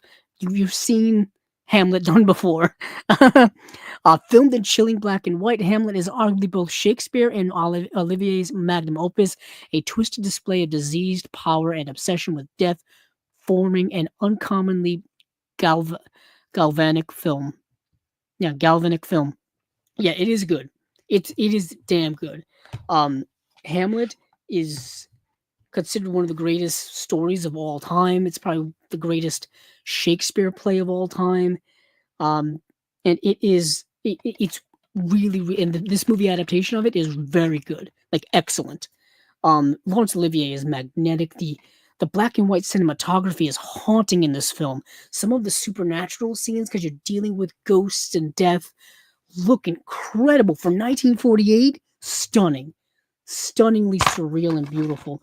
Man, yeah, thank goodness this is getting a high definition release from somebody. So you got a 1080p high definition presentation on Blu-ray from a 4K restoration, finally, because this old DVD is definitely not going to cut it. A new video essay on Laurence Olivier's Hamlet and the British war effort by film writer and author Martin Contario. New interview with Professor Abigail Rockison Woodall. And that's it for special features. There are no special features on this DVD from Criterion. Nothing. And last but certainly not least, we have Richard III. What a conniving bastard this guy is. Having helped his brotherly king Edward IV take the throne of England, the jealous hunchback Richard, Duke of York, plots to seize power for himself. So you have Laurence Olivier as Richard III, this just conniving hunchback, like third brother in this royal family who is obviously not supposed to inherit anything, because a third brother in a royal family doesn't really get anything. Helps to put his older brother on the throne, and then tries to screw his second brother and make his way up the ladder of power through various ways. And of course, being power hungry, being power mad, having an inferiority complex on top of that is gonna have its consequences. It's gonna have its consequences. So you got a 1080p high definition presentation on Blu-ray from a 4K restoration by the Film Foundation and Janus Films in association with the BFI National Archive, ITV Studios Global Entertainment Limited, the Museum of Modern Art, and Romulus Films. So, new video essay on the Olivier/Court films by film academic Adrian Smith. New interview with author Guy Adams on the films of Laurence Olivier, and that is it. Quickly, I have the Criterion site open because we're going to be talking about Criterion momentarily, and that's how we'll end the show. So I've got their edition here, their Blu-ray edition here, so I can check out the special features on that. So there is an audio commentary by playwright and stage writer Russell Lees and John Wilders. Interview with actor Laurence Olivier from 1966 episode of the BBC series Great Acting. Gallery behind the scenes and production stills and posters. 12-minute television trailer featuring footage of Olivier, producer Alexander Corda, and other cast and crew. Restoration demonstration by director Martin Scorsese. Okay. Hey now. There's a new essay by critic Amy Taubin. Wow. So those are everything that's on the Criterion edition. So as you can see, some differences here, especially since, yeah, actually, a massive difference. Massive difference. I think the only thing that may be similar may be the transfer. Yeah, I think the transfer may be the same, but the special features are rather different.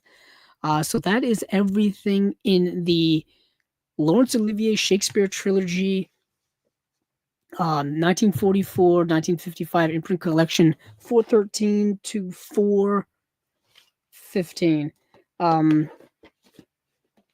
Yeah, just let me put these back and we will continue on to Criterion.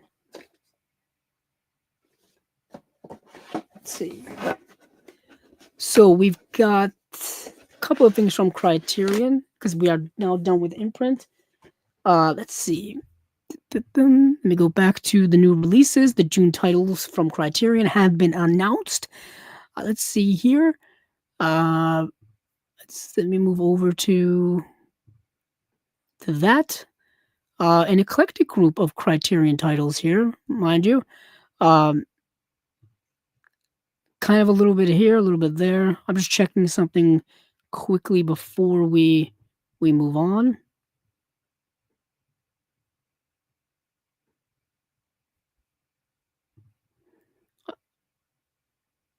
Okay.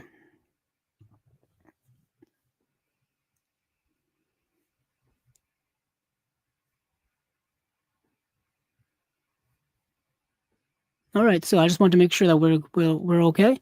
I just wanted to check the stream to make sure we're good. Those of you listening at home do not care. I understand. I understand. Let's see. Get rid of that. Get rid of that. Moving back to Criterion. Okay. So, Criterion, June titles. Big one here, people. William Friedkin's Sorcerer is getting a 4K UHD release from Criterion. Then we've got 32 short films about Glenn Gould. When we have the movie Midnight, directed by Mitchell Lyson. We have Thelonious Monk's Straight No Chaser. We have The Wiz, directed by Sidney Lumet. We got to talk about that a little bit. And then we've got two upgrades. We've got Mishima, A Life in Four Chapters, the Paul Schrader film. And then we've got Brazil, the Terry Gilliam film. Both of those are getting 4K UHD upgrades. Now, let's start with the Sorcerer. Let's start with Sorcerer.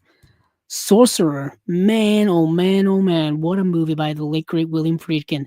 So, hallucinatory journey into the heart of darkness. William Friedkin's pulse-pounding reimagining of the suspense classic The Wages of Fear was dismissed upon its release, only to be recognized decades later as one of the boldest auteur statements of New Hollywood. So, yeah, this, if you don't want, we talk here about reappraisals sometimes on Chasing Labels. This movie has been one of the most reappraised movies, I think, ever, because it was initially, when it came out, it was initially, panned, not liked, bombed, whatever. It was considered one of the movies to kind of end the whole New Hollywood era, that and Heaven's Gate, the Michael Cimino film. But looking back now over the years and having a retrospect on it, and it's now regarded as a masterpiece by the late great William Friedkin. So it is a readaptation of the book Wages of Fear, which the movie by Henri Georges Clouzot's film The Wages of Fear is based on. Some people think it's a remake of The Wages of Fear of that movie. It's not. It's more of a remake. It's more of a readaptation of the original book, which has the same name, The Wages of Fear. But in a remote Latin American village, four desperate fugitives, a New Jersey gangster, Roy Scheider, a Mexican assassin, Francisco Rabal, and unscrupulous Parisian businessman Bruno Kramer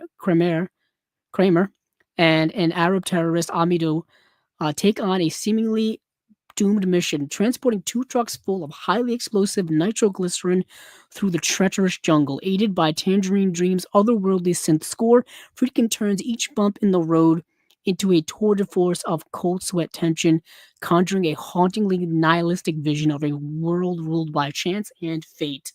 Yeah, the sequences of transporting this highly flammable and highly explosive nitroglycerin is some of the most tense cinema you will ever see. And it is expertly well directed and well staged by William Friedkin.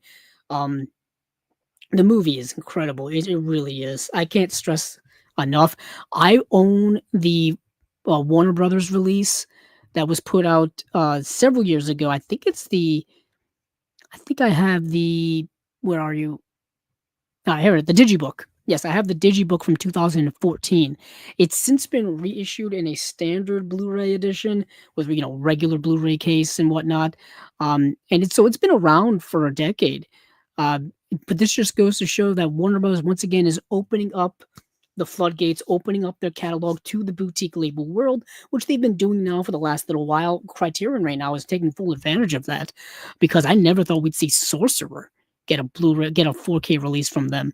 Um, the Blu-ray that came out unfortunately had really nothing in the way of special features.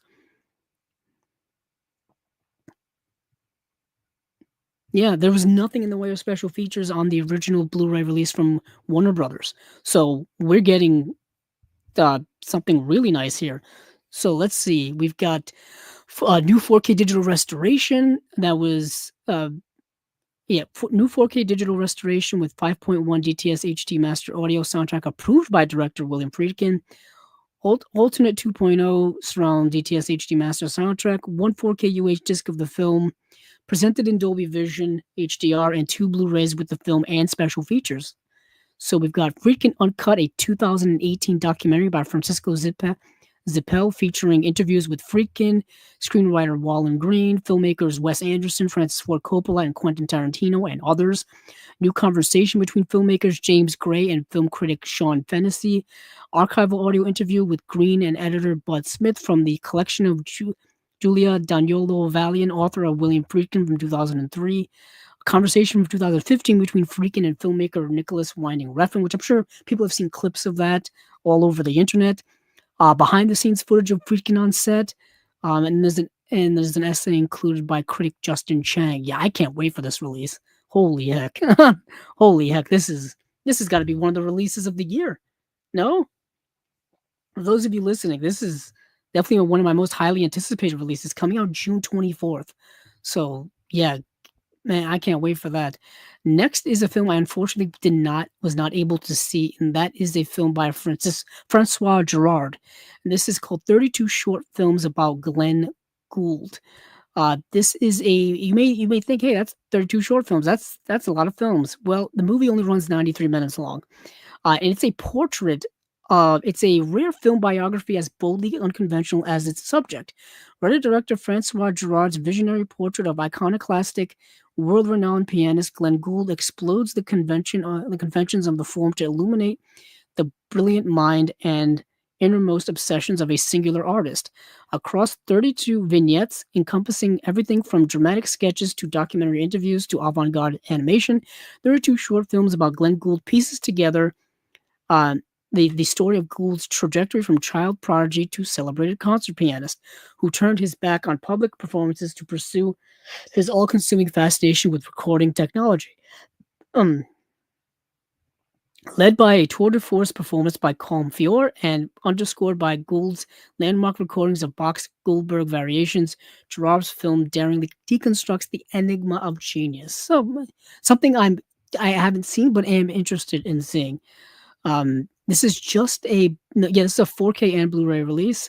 So you've got a new 4K digital restoration, supervised and approved by director Francois Girard, and this movie is from 1993. Okay. You get one 4K disc and one Blu-ray disc, new audio commentary featuring Girard and co-writer actor Don McKellar. New conversation between Gerard and filmmaker Adam McGoyan. That's kind of cool. Adam McGoyan, who has movies in the Criterion collection of his own regard. Um, one of which I have. Let's see, Adam McGoyan. Exotica. Yeah, his movie Exotica has a Criterion release. Really good film. Really good film. Let's see. Glenn Gould off the record and Glenn Gould on the record companion programs from 1959 produced for Canadian television. Archival interview with actor Colm Feore and producer Viv Fishman or Fickman. Okay, that is 32 short films about Glenn Gould. So that's coming out June 24th as well. Then we've got Midnight by Mitchell Leisen. Now this is a screwball comedy, a great screwball comedy. If you love screwball comedy, specifically from the 1930s, thinking of like It Happened One Night or Bringing Up Baby. If you're thinking of stuff, if you like stuff like that, you'll like this movie. This stars Claudette Colbert, who of course was in It Happened One Night. So screwball comedy doesn't get any more effortlessly elegant and gleefully irreverent than this roulette wheel of romantic deception, gleaming with cunning wit and continental elan. A couture-clad Claudette Colbert is divine as a penniless American showgirl who crashes Parisian high society by posing as a wealthy Hungarian baroness. But both a scheming nobleman, portrayed by John Barrymore, and a smitten taxi driver, Donna Miche, are soon onto her game. Here we go. No wonder why the script's so good. Billy Wilder and Charles Brackett's sophisticated script, a typically subversive blend of fairy tale escapism and caustic societal observation, and the pitch-perfect direction of master craftsman Mitchell Leisen, yields a topsy-turvy Cinderella story with a cynical bite. New 4K restoration with uncompressed monaural soundtrack. New audio commentary featuring author and film critic Michael Koreski. Sorry. New program featuring audio excerpts of a 1969 interview with director Mitchell Leisen. Lux Radio Theater interview. Lux Radio Theater adaptation of the film from 1940. So this movie is great.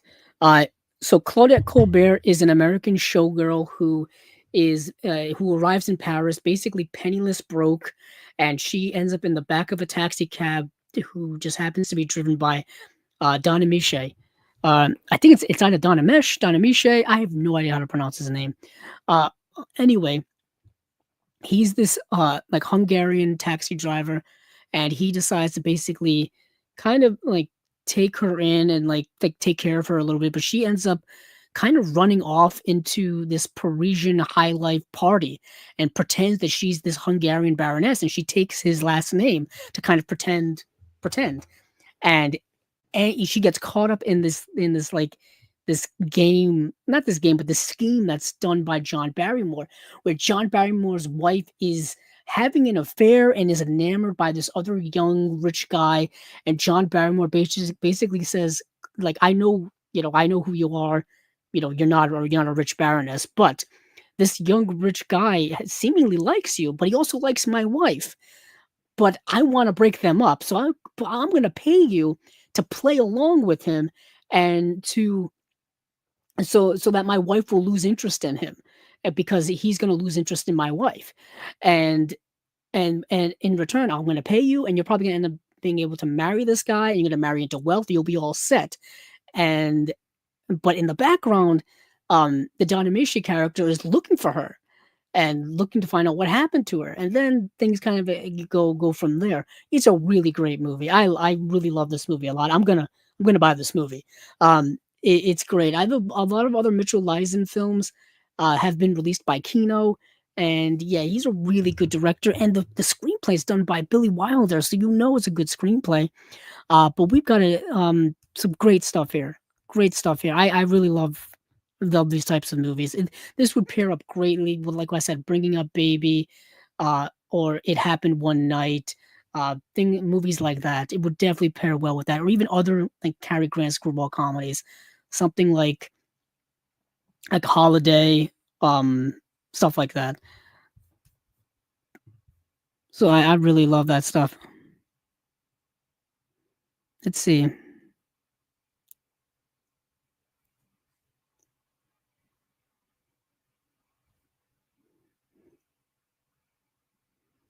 Oh, we got some comments here. Acres of Movies. I'm so sorry I'm late. No problem. Thanks for showing up. Acres of Movies also says, if you could live in the shoes of one of them for a day, who would you choose? Hancock or Harry Crumb? That's tough.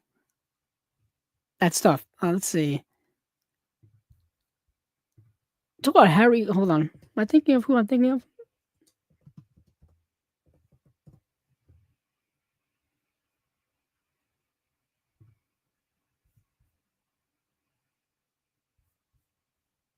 I'm actually not sure. I am not sure.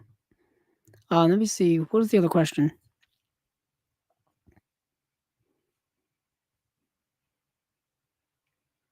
Oh, here's another question. Acres of Movies asks, better eyebrows, Peter Gallagher or Eugene Levy? Eugene Levy all the way.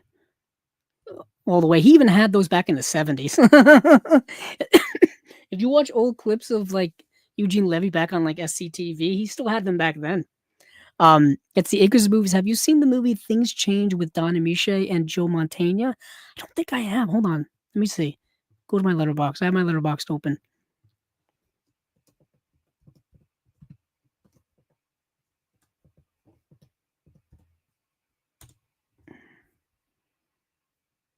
I have not, but I've heard of it because it's a David Mamet. It's a David Mamet film. That's why I've heard of it.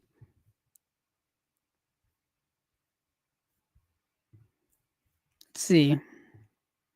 Acres of Movies also asks, do you foresee 29th Street, the Danny Aiello, Anthony La Palilia? Oh boy, I can't say. The Danny Aiello, Anthony La Pali, La Pag, La Paglia movie getting a special edition soon. Um, I don't know. Let me see. Hold on. Let's see. That's the 1991 film. Let's see. If it does come out, that feels like a Kino release. It feels like an understated Kino release. Depending on who owns the rights to it, that's also another one. Let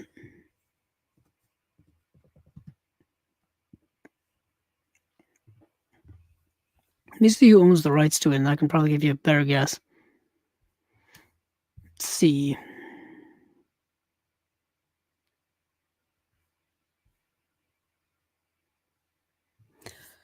Okay, so it's distributed by 20th Century Fox.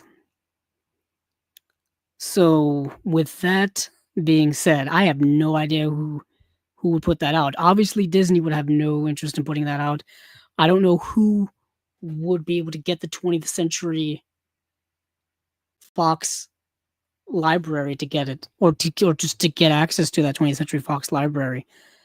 That's a tough one. That's a really tough one. 29th Street film with Danny Aiello.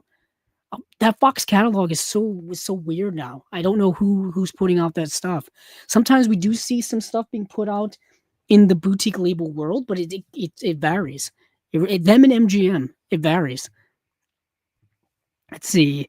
Acres of Movie says, I enjoyed that movie you are mentioning with Colbert and Amiche and Barrymore. That is a classic. Yeah, Midnight. Apparently, it's a much beloved classic, like an all-time beloved classic. I just had not seen it yet until now.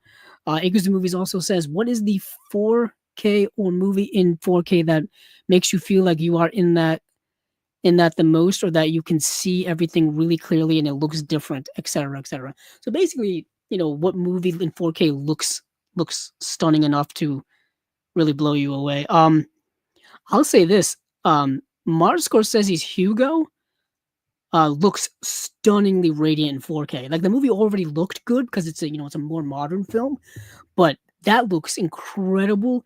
And because that movie is also introducing you to the world of George Méliès. It's a very visually beautiful film. You know, it takes place in that, you know, that French train station with all of that production design and all of the different details and all that kind of stuff.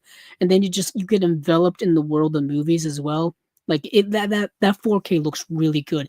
The Arrow 4K upgrades that have come out over the last few years, that one is really exceptional, in my opinion, to the point where I was really dug it. But there's a lot of great 4Ks out now. I just got North by Northwest. Talk about kind of Warner Brothers to a Warner Brothers upgrade. This looks exceptionally well. A lot of, like I said, a lot of the early Alfred Hitchcock stuff needs like 4K releases to where like the Blu-rays were so unimpressive to me. It was really unfortunate that those early Blu-rays did not look so good. But Hugo comes to mind. Oh, The Hitcher. My God. Um, I'll say this until the end of my life. That Hitcher 4K by Second Sight from last year, immaculate, immaculately stunning. Um, I'm still blown away by it. I'm still blown away by it. Um, and for that movie, for them to finally put that out after like so many years, like it took 3 years from us talking about it till that movie came out, till that edition came out. Um, it looks so good. It looks so good. What is yeah? You already answered that. Was the 4K? There's a lot of stuff. A lot of what Second Sight does is beautiful. Um, let me just look around me. Hmm. Something that I'm glad finally got a release was the Blu-ray of Freaks. I know it's not a 4K, but the Blu-ray of Freaks is like a revelation for me because it's been stuck on a DVD release for what 20 years. It's stuck on a Blu-ray release forever. Um, I just talked about A Simple Plan, which looks very good. Um, what else do I got around me? Oh, this just came out and this looks very good. The Searchers. Um, to upgrade from a 2006 Blu-ray to this 4K is a bit of a big upgrade. I thought this looked really good. I know people had some issues with it when it came to the color timing and certain color changes from what they remember from the Blu-ray, but I thought this looked absolutely fantastic. Just kind of goddamn stunning. But yeah, let's see what else we got here from Criterion. That was Midnight, and then we've got Thelonious Monk Straight No Chaser. Now this is a documentary. You can actually watch this whole documentary on YouTube right now. This was presented by Clint Eastwood, came out in 1988. Thelonious Monk was this great jazz pianist. Um, and he was known for doing like improvisational stuff and doing really kind of changing the world of jazz piano and doing his own thing. So the closest the film camera ever got to the enigmatic jazz visionary Thelonious Monk, this intimate portrait sheds light on the corners of a brilliant and complex life, superbly crafted by direct cinema pioneer Charlotte Zwerin. From a trove of precious 1960s archival footage, Thelonious Monk Straight No Chaser captures the pianist and bebop innovator in rare, unguarded moments on and off stage, revealing an eccentric and complicated personality made with the same freedom of spirit that defines Monk's artistry. This essential slice of jazz history is a unique glimpse into the chaotic world of one of the 20th century's most revolutionary artists.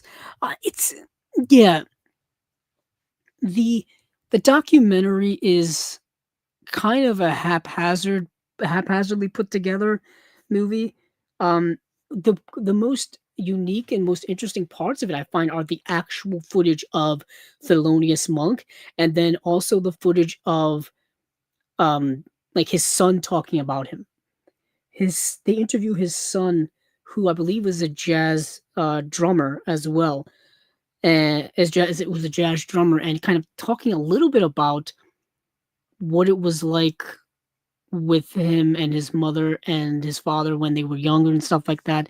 But it's very brief. I wanted more of that to kind of get into this kind of enigmatic figure in Thelonious Monk, who I knew nothing about. If you know nothing about Thelonious Monk, this documentary kind of doesn't tell you much. Um, it kind of assumes that you're aware of who he is and kind of his impact on the world of jazz musicians and music and stuff like that, but I didn't. It just kind of it doesn't really give you a full portrait of who he is. It kind of just explores this randomness of like like kind of random clippings of behind the scenes work that he was doing on like practicing piano and performing and things like that. You don't really get a real sense of what this documentary is trying to do or trying to say. Um, yeah, I just felt don't go into this not knowing anything about Thelonious Monk. You may want to read a Wikipedia or you may want to read something about him. Um, because I knew nothing and I kind of didn't know much afterward, other than the fact that he was this enigmatic, great jazz pianist who kind of changed the game a little bit. But you don't really know kind of how he changed the game or how he was different than other people. You just know that he was great. Um, so interesting documentary. Interesting documentary.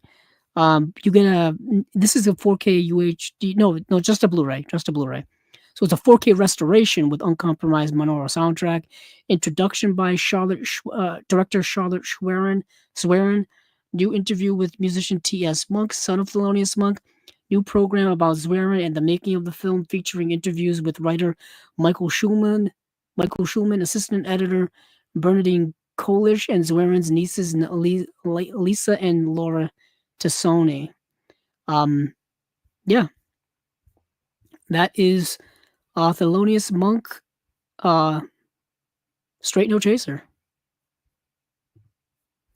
Then we've got The Wiz, and this set a little bit of a shock through the movie collecting and movie loving world. This movie is wow.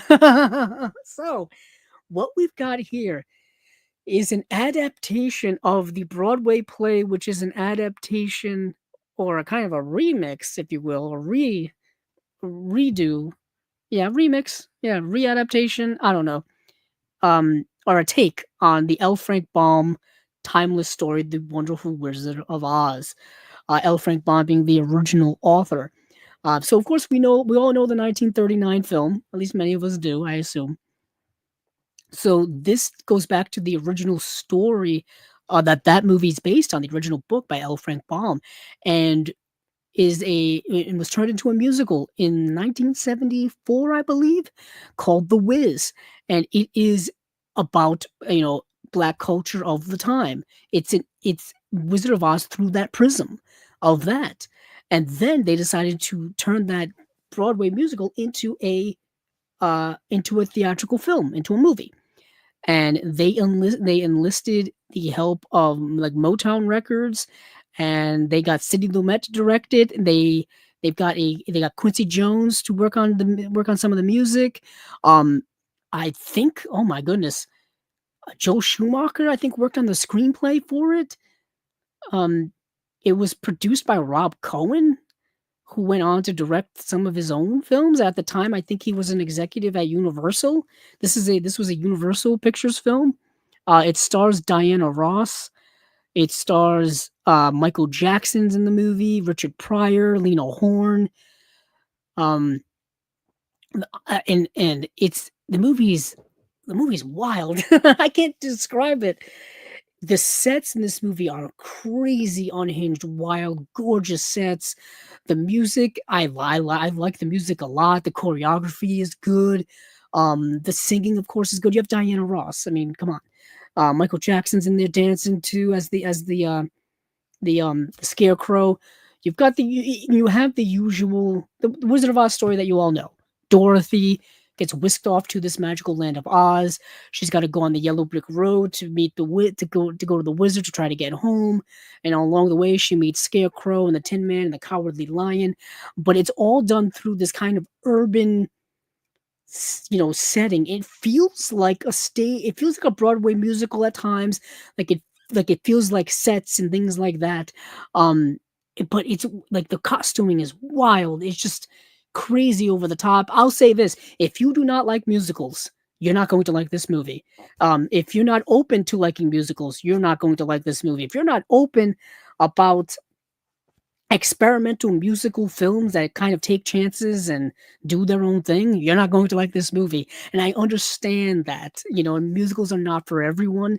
Um, and I understand that this movie is a bit of a cult film. It was a financial and I think critical flop at the time it came out in, I think 1978, 1978.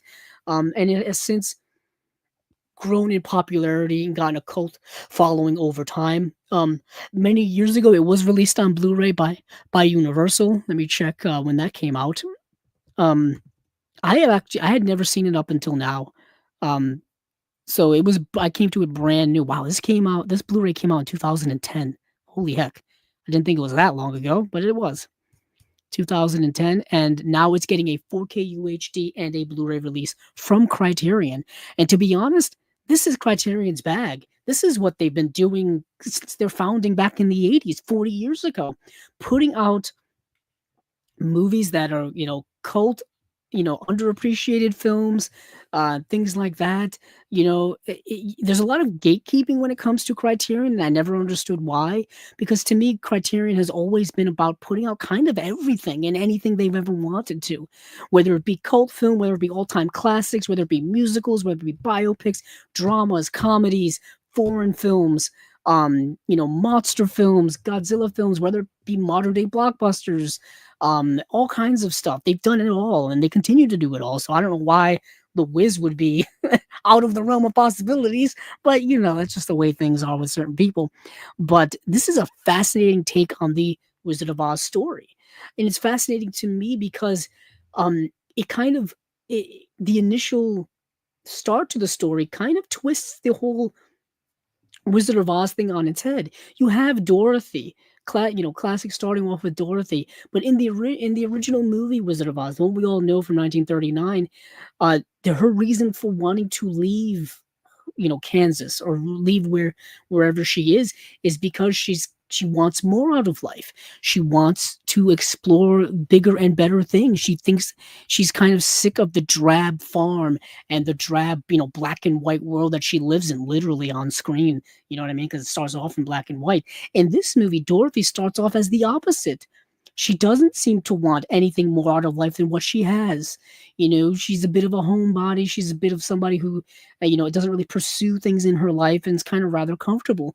And her being whisked off to this world of Oz is a way in which for her to kind of, climb out of that shell and explore something else and find some other things within herself that she is good at in life. And I think that's kind of what a lot of the main story is finding this kind of inner strength and inner, happiness, if you will, and inner characteristics to kind of propel your life forward. I really like this movie. I mean, it's not. I don't think it's amazing. There's certain aspects of it that I think are don't quite work for me. I think some of the movie sequence, some of the musical sequences go on for way too long. They go on, I think, really, really long. I think the cinematography and stuff like that isn't really conducive to a musical. It is kind of uh stationary. I think there's a lot of master shots as opposed to like where musicals, they've got to be fastly paced and edited, and the choreography and everything like that.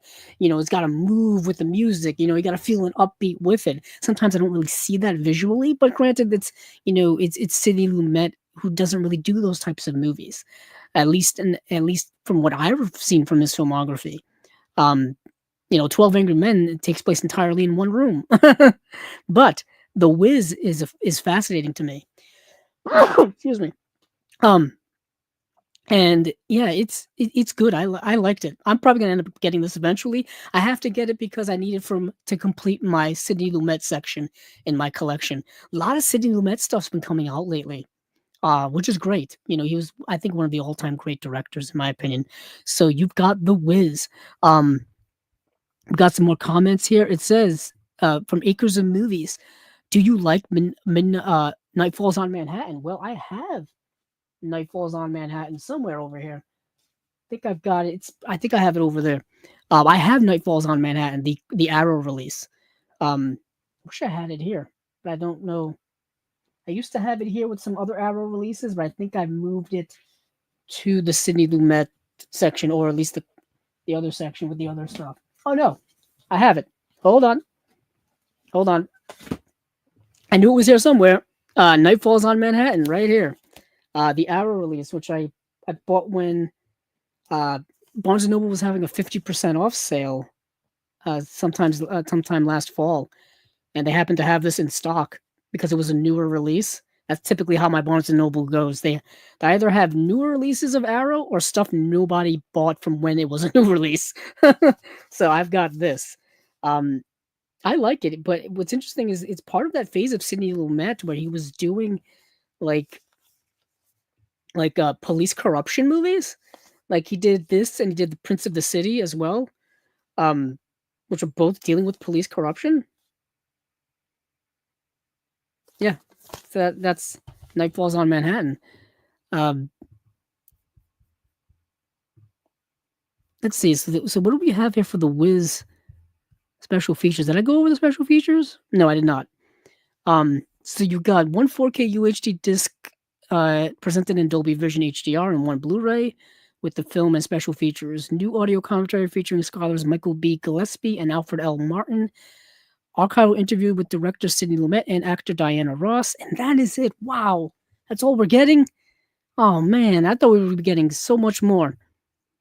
I know Sidney Lumet isn't with us anymore and all and that kind of stuff, but I was kind of hoping for a little more, considering, granted, the Blu-ray from Universal that came out in 2010 didn't have much of anything. It's got they had Whiz on Down the Road, 12-minute and 30-minute featurette is a vintage featurette. That was it. That was all they had on the original Blu-ray, and they didn't even carry that over. Wow. Okay, kind of disappointed, Criterion. If you're gonna put out the Wiz, make a splash. I don't know why you didn't give us some goods, but whatever. But so these two upgrades. We've got Mishima Life in 4 Chapters, the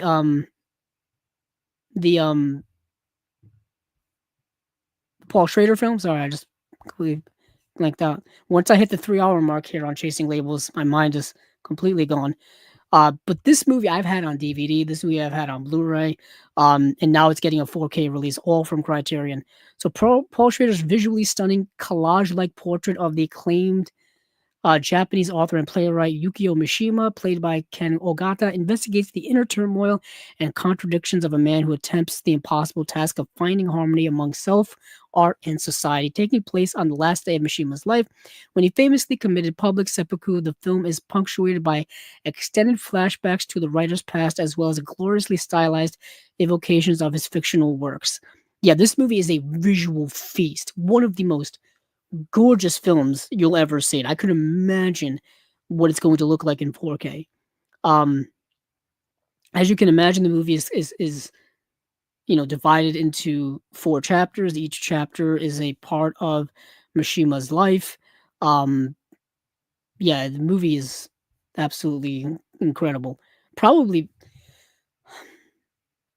I would say it's Paul Schrader's best film, or at least my favorite of his, because I think it's so unique and so different compared to a lot of his other stuff, where he kind of went over and over the same type of things over and over again throughout his career, and this one is truly exceptionally different and exceptionally well done.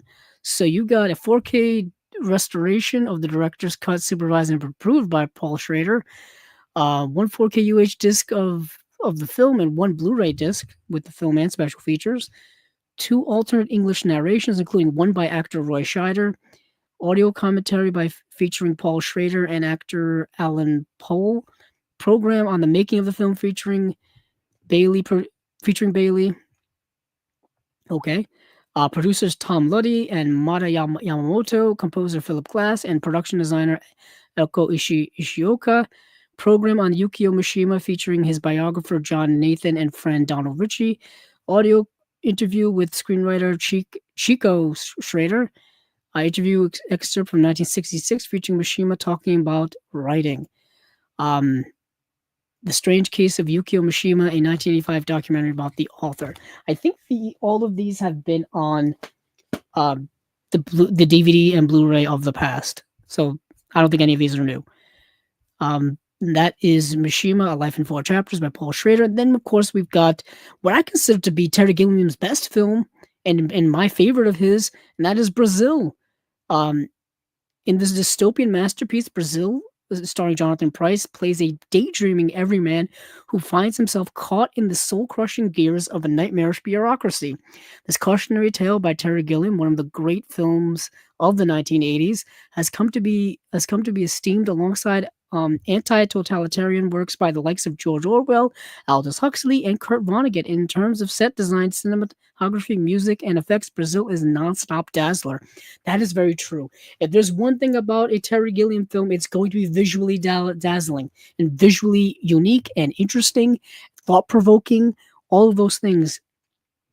And this is a very much a George Orwell type of movie where it's very anti-totalitarianism, very interesting when you look at what's going on in our modern times in terms of what's going on politically and things like that. This movie kind of has aged very well.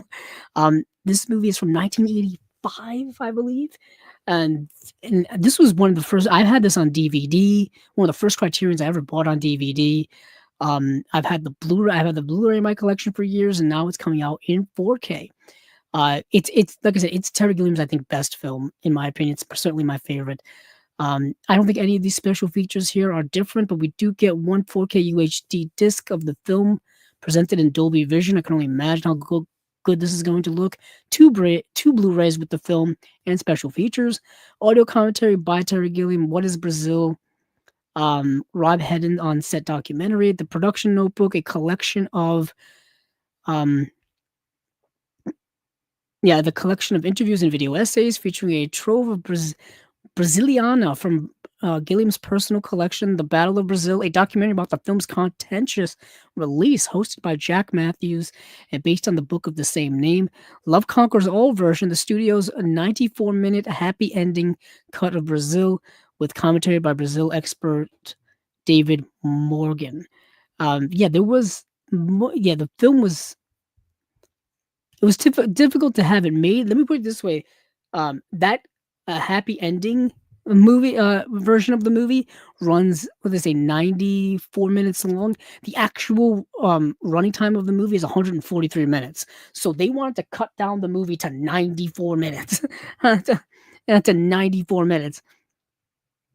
As opposed to 143 minutes. You know how much of the movie they're cutting out? So much. They're cutting out 40 minutes of the movie. It's wild.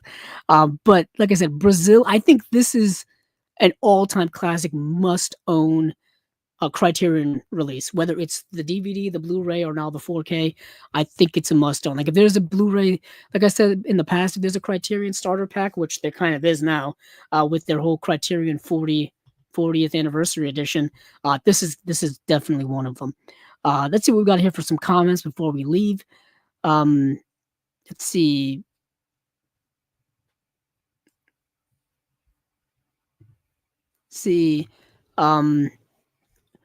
Acres of Movies asks, should Tom Brady star in another version of Against All Odds? Do you like that one? Let me see. That's an interesting... I don't know if he's... thing is, I don't know if he's much of an actor. I've not seen Against All Odds. If that's the Taylor Hackford film from... That's a Taylor Hackford film from 1984 starring Jeff Bridges? Is that what you're referring to? If it is, I don't think Tom Brady could pull that off. He's not really doing acting. I mean, he's in that one scene in Ted 2. I think was he in 80 for Brady? I think he was in there at the end. He's probably good doing one or two scenes here and there, but to carry a whole movie, I don't think he's got that in him yet. I mean, there are athletes who have become actors, who've been able to do it. Um, yeah, I just talked. Jim Brown was able to do it. Um, but I don't think there's been a lot of athletes turned actor that have been successful. I mean, a lot of them have done it. You had Brian Bosworth tried to do it. Um, I mean, yeah, I don't know. I don't know. Let's see. We have another Steve Mayer says fantastic stream manager. See you next time, brother. See you next time, Steve. Thank you for showing up. Thank you for the support. Acres of Movie says I agree with the above comment. You are the best. Oh, I thank you. I'll take that. And then Acres of Movies. Who would you cast as Paul Newman? Will there be a biopic or moment in time biopic, such as him directing Joanne Woodward to great acclaim? To great acclaim for the effect of gamma rays on yeah, the effect of gamma rays. And Rachel, or maybe his later years in businesses. Have you seen the effects of gamma rays on the moon? On the moon-eyed marigolds? I recommend that highly. I have it. I believe I've seen it. Hold on.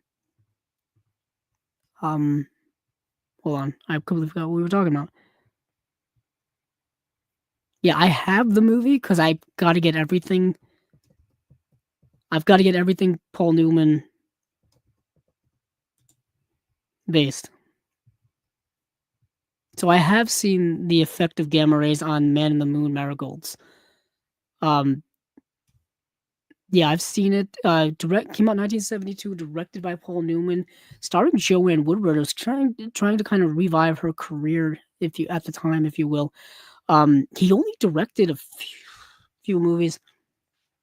Sometimes a Great Notion, Rachel, and the best. Let's see, hold on. Yeah, he directed Rachel, the effects of gamma rays on Man in the Moon marigolds. Sometimes a Great Notion, which is really underrated. There was a Blu-ray of that put out by Shout Factory a few years ago. I have it. He also directed The Glass Menagerie. He also directed Harry and Son, which I also have. There's an Olive Films Blu-ray of that film, which you can still find, and it's still relatively cheap. If you can find that, definitely pick it up.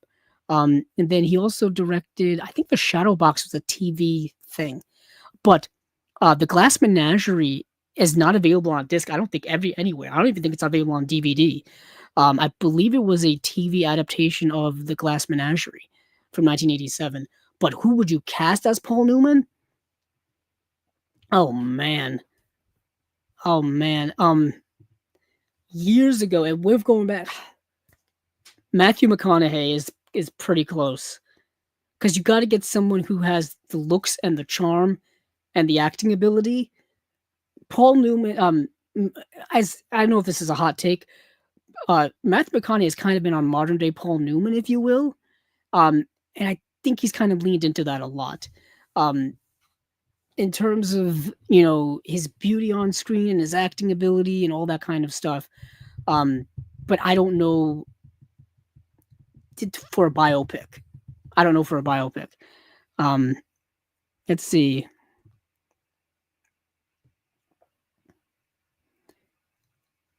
Oh, I didn't know that. So Acres of Movie says, check out Against All Odds. It's a remake of Out of the Past. That's all you have to tell me. That's all you have to tell me. Acres of Movie says both versions are awesome. Some great romance noirs. James Woods is excellent in that. Let's see. Acres of Movie says, I think she did great in that one. The long title one, Woodward, incredible actress. I also think the Paul Newman WUSA was an interesting concept, at least. I have WUSA and I haven't seen it yet. I've had that Blu-ray for years and I need to see it. I love to see these actor biopics. I love your McConaughey suggestion. Yeah, I agree with that, what you said. Thank you. Paul Newman might have been number one or at least in the top 15. To me, he's my favorite of all time. I don't know if Acres of Movies if you knew that, but Paul Newman is my favorite actor of all time, and still trying, because it's ever in the process of owning all of his movies, and I want to say over 20 of them, yeah, well over 20 of them, and I've been trying to, like I said, also get all the stuff he directed as well, um, so I need to get on that. I need to close, get more of his stuff, just so I can eventually, get everything. The Glass Menagerie is going to be, like I said, impossible to get because it's not available. It's not around. Hopefully, somebody puts that out.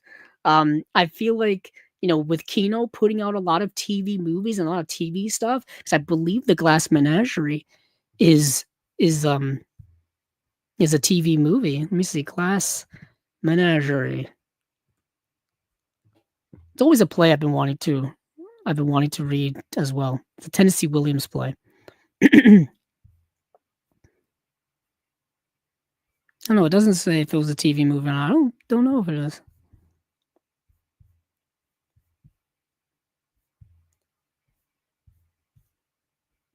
Maybe it's not. Hold on. Let me go. I'm gonna go check. It's a good cast. John Malkovich is in that. This must be a young John Malkovich. Now that I think about it.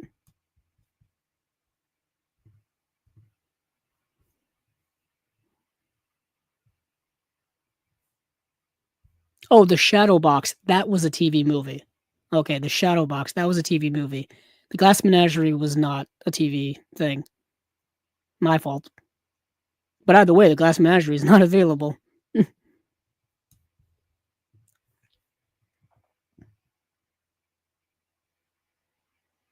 Acres of Movies says, yay, me too. Wow, that's so cool to me too. Awesome. Let's see. Yeah, so Acres of Movie asks, I want the Verdict best version possible. Is it on Blu-ray? Yeah, there is a Blu-ray version of the Verdict. We just talked about Sidney Lumet. There is a version of the Verdict that you can buy. It is currently, let's make sure it's actually in print. It is in print, and you can find it for $9. You can find it. Wow, for the okay. You actually, it is out of print now, but I lied. It's not still in print, but you can probably still find it floating around out there. Um, you just have to buy it on the third party, because it was a 20th Century Fox release, and I'm pretty sure all of the 20th Century Fox Blu-rays are now out of print because of the Disney takeover and all that kind of stuff. But there is, I want to see, I thought there was another re-release of this. Hold on. Maybe not. No. So there is a Verdict Blu-ray. It's just out of print. And I don't think it's going to be tough to find, though.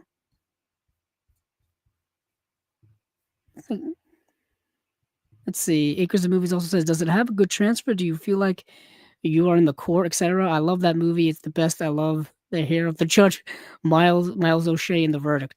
I'll say the Blu-ray looks very good. It is, let's see, the Blu-ray came out in 2013. Yeah. I think it's sourced from an older master, but it's gonna look better than whatever was on DVD, definitely. I'm curious. I'm fascinated. This could get a a boutique release. Like, this is a movie that deserves a boutique release. I just don't know who would put it out. I don't know who has access to it. Let me see if there's any rumblings here. Now I'm just going off on tangents.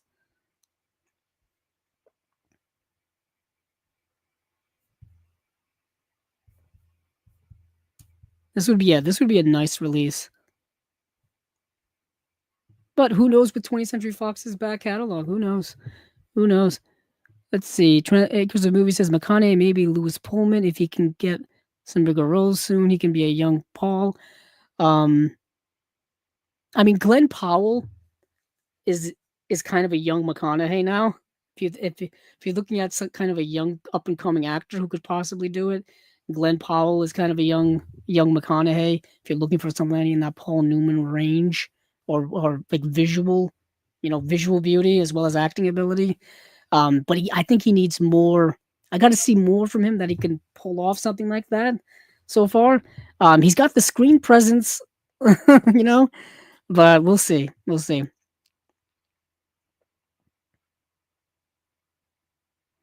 Okay, so this is a bit of a tongue twister here. Acres of Movies asks, what movie that has been made or wasn't made or that you think could have been made you think Lumet could or should have directed? So a movie that basically Lumet didn't get to direct that he could have directed had he been around. I wish he was still around, to be quite honest. Um, trying to think. Trying to think of a more modern film that would have been interesting in a Lumet um in a Lumet frame. Because what's interesting is that by the time he passed away in the late 2000s, movies were starting to get rather interesting. Um, like his last film, Before the Devil Knows You're Dead. If he was gonna make more movies like that, like if that was where that was where his palette was, or the palette or the tone of his movies were trajectorying were going towards, man, he could have done so much after that that would have been even better. Um, Sidney Lumet doing like a No Country for Old Men would be interesting. Because that feels like a Sidney Lumet type of movie. Um, yeah, because yeah, that's that type of dark trajectory. I feel like Sidney Lumet could have pulled that off.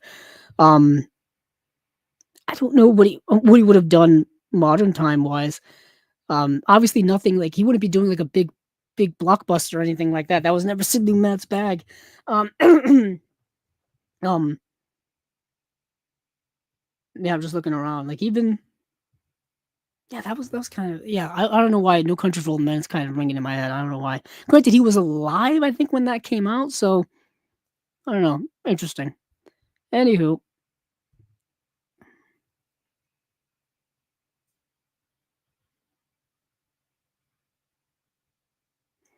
yeah. So let me. So I love Acres of Movies says I love doing a discussion video with you discussing each Paul Newman or each one, and we'd seen so cool that is your number one as well.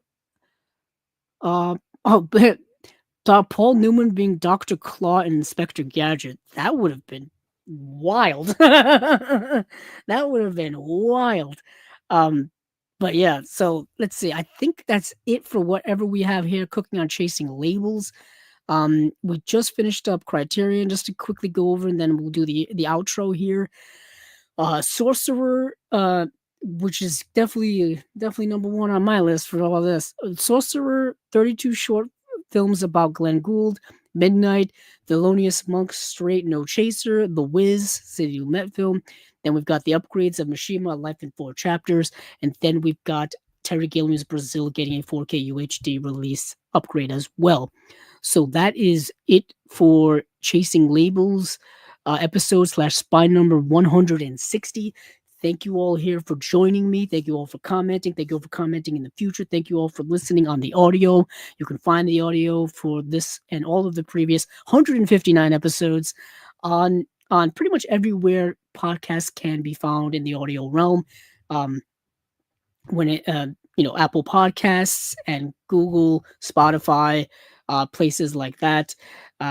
And you can of course find the live stream here for Chasing Labels, and of course other videos here as well. We will be doing an unwatched pile on the 25th of March. We will have our good friend and one of my favorite people ever in Celeste Lacabra. She will be here joining us here once again to do an unwatched pile. Not quite sure if we have a theme lined up for it or if we're just doing anything off of our unwatched pile, but we will see. We will see. But join us here for the live stream for that on March 25th at, I believe, 9 o'clock. That will be the time currently set up. If things change, um, I'll let you know. But thank you all here once again. And hey, keep on watching those movies because I know I will.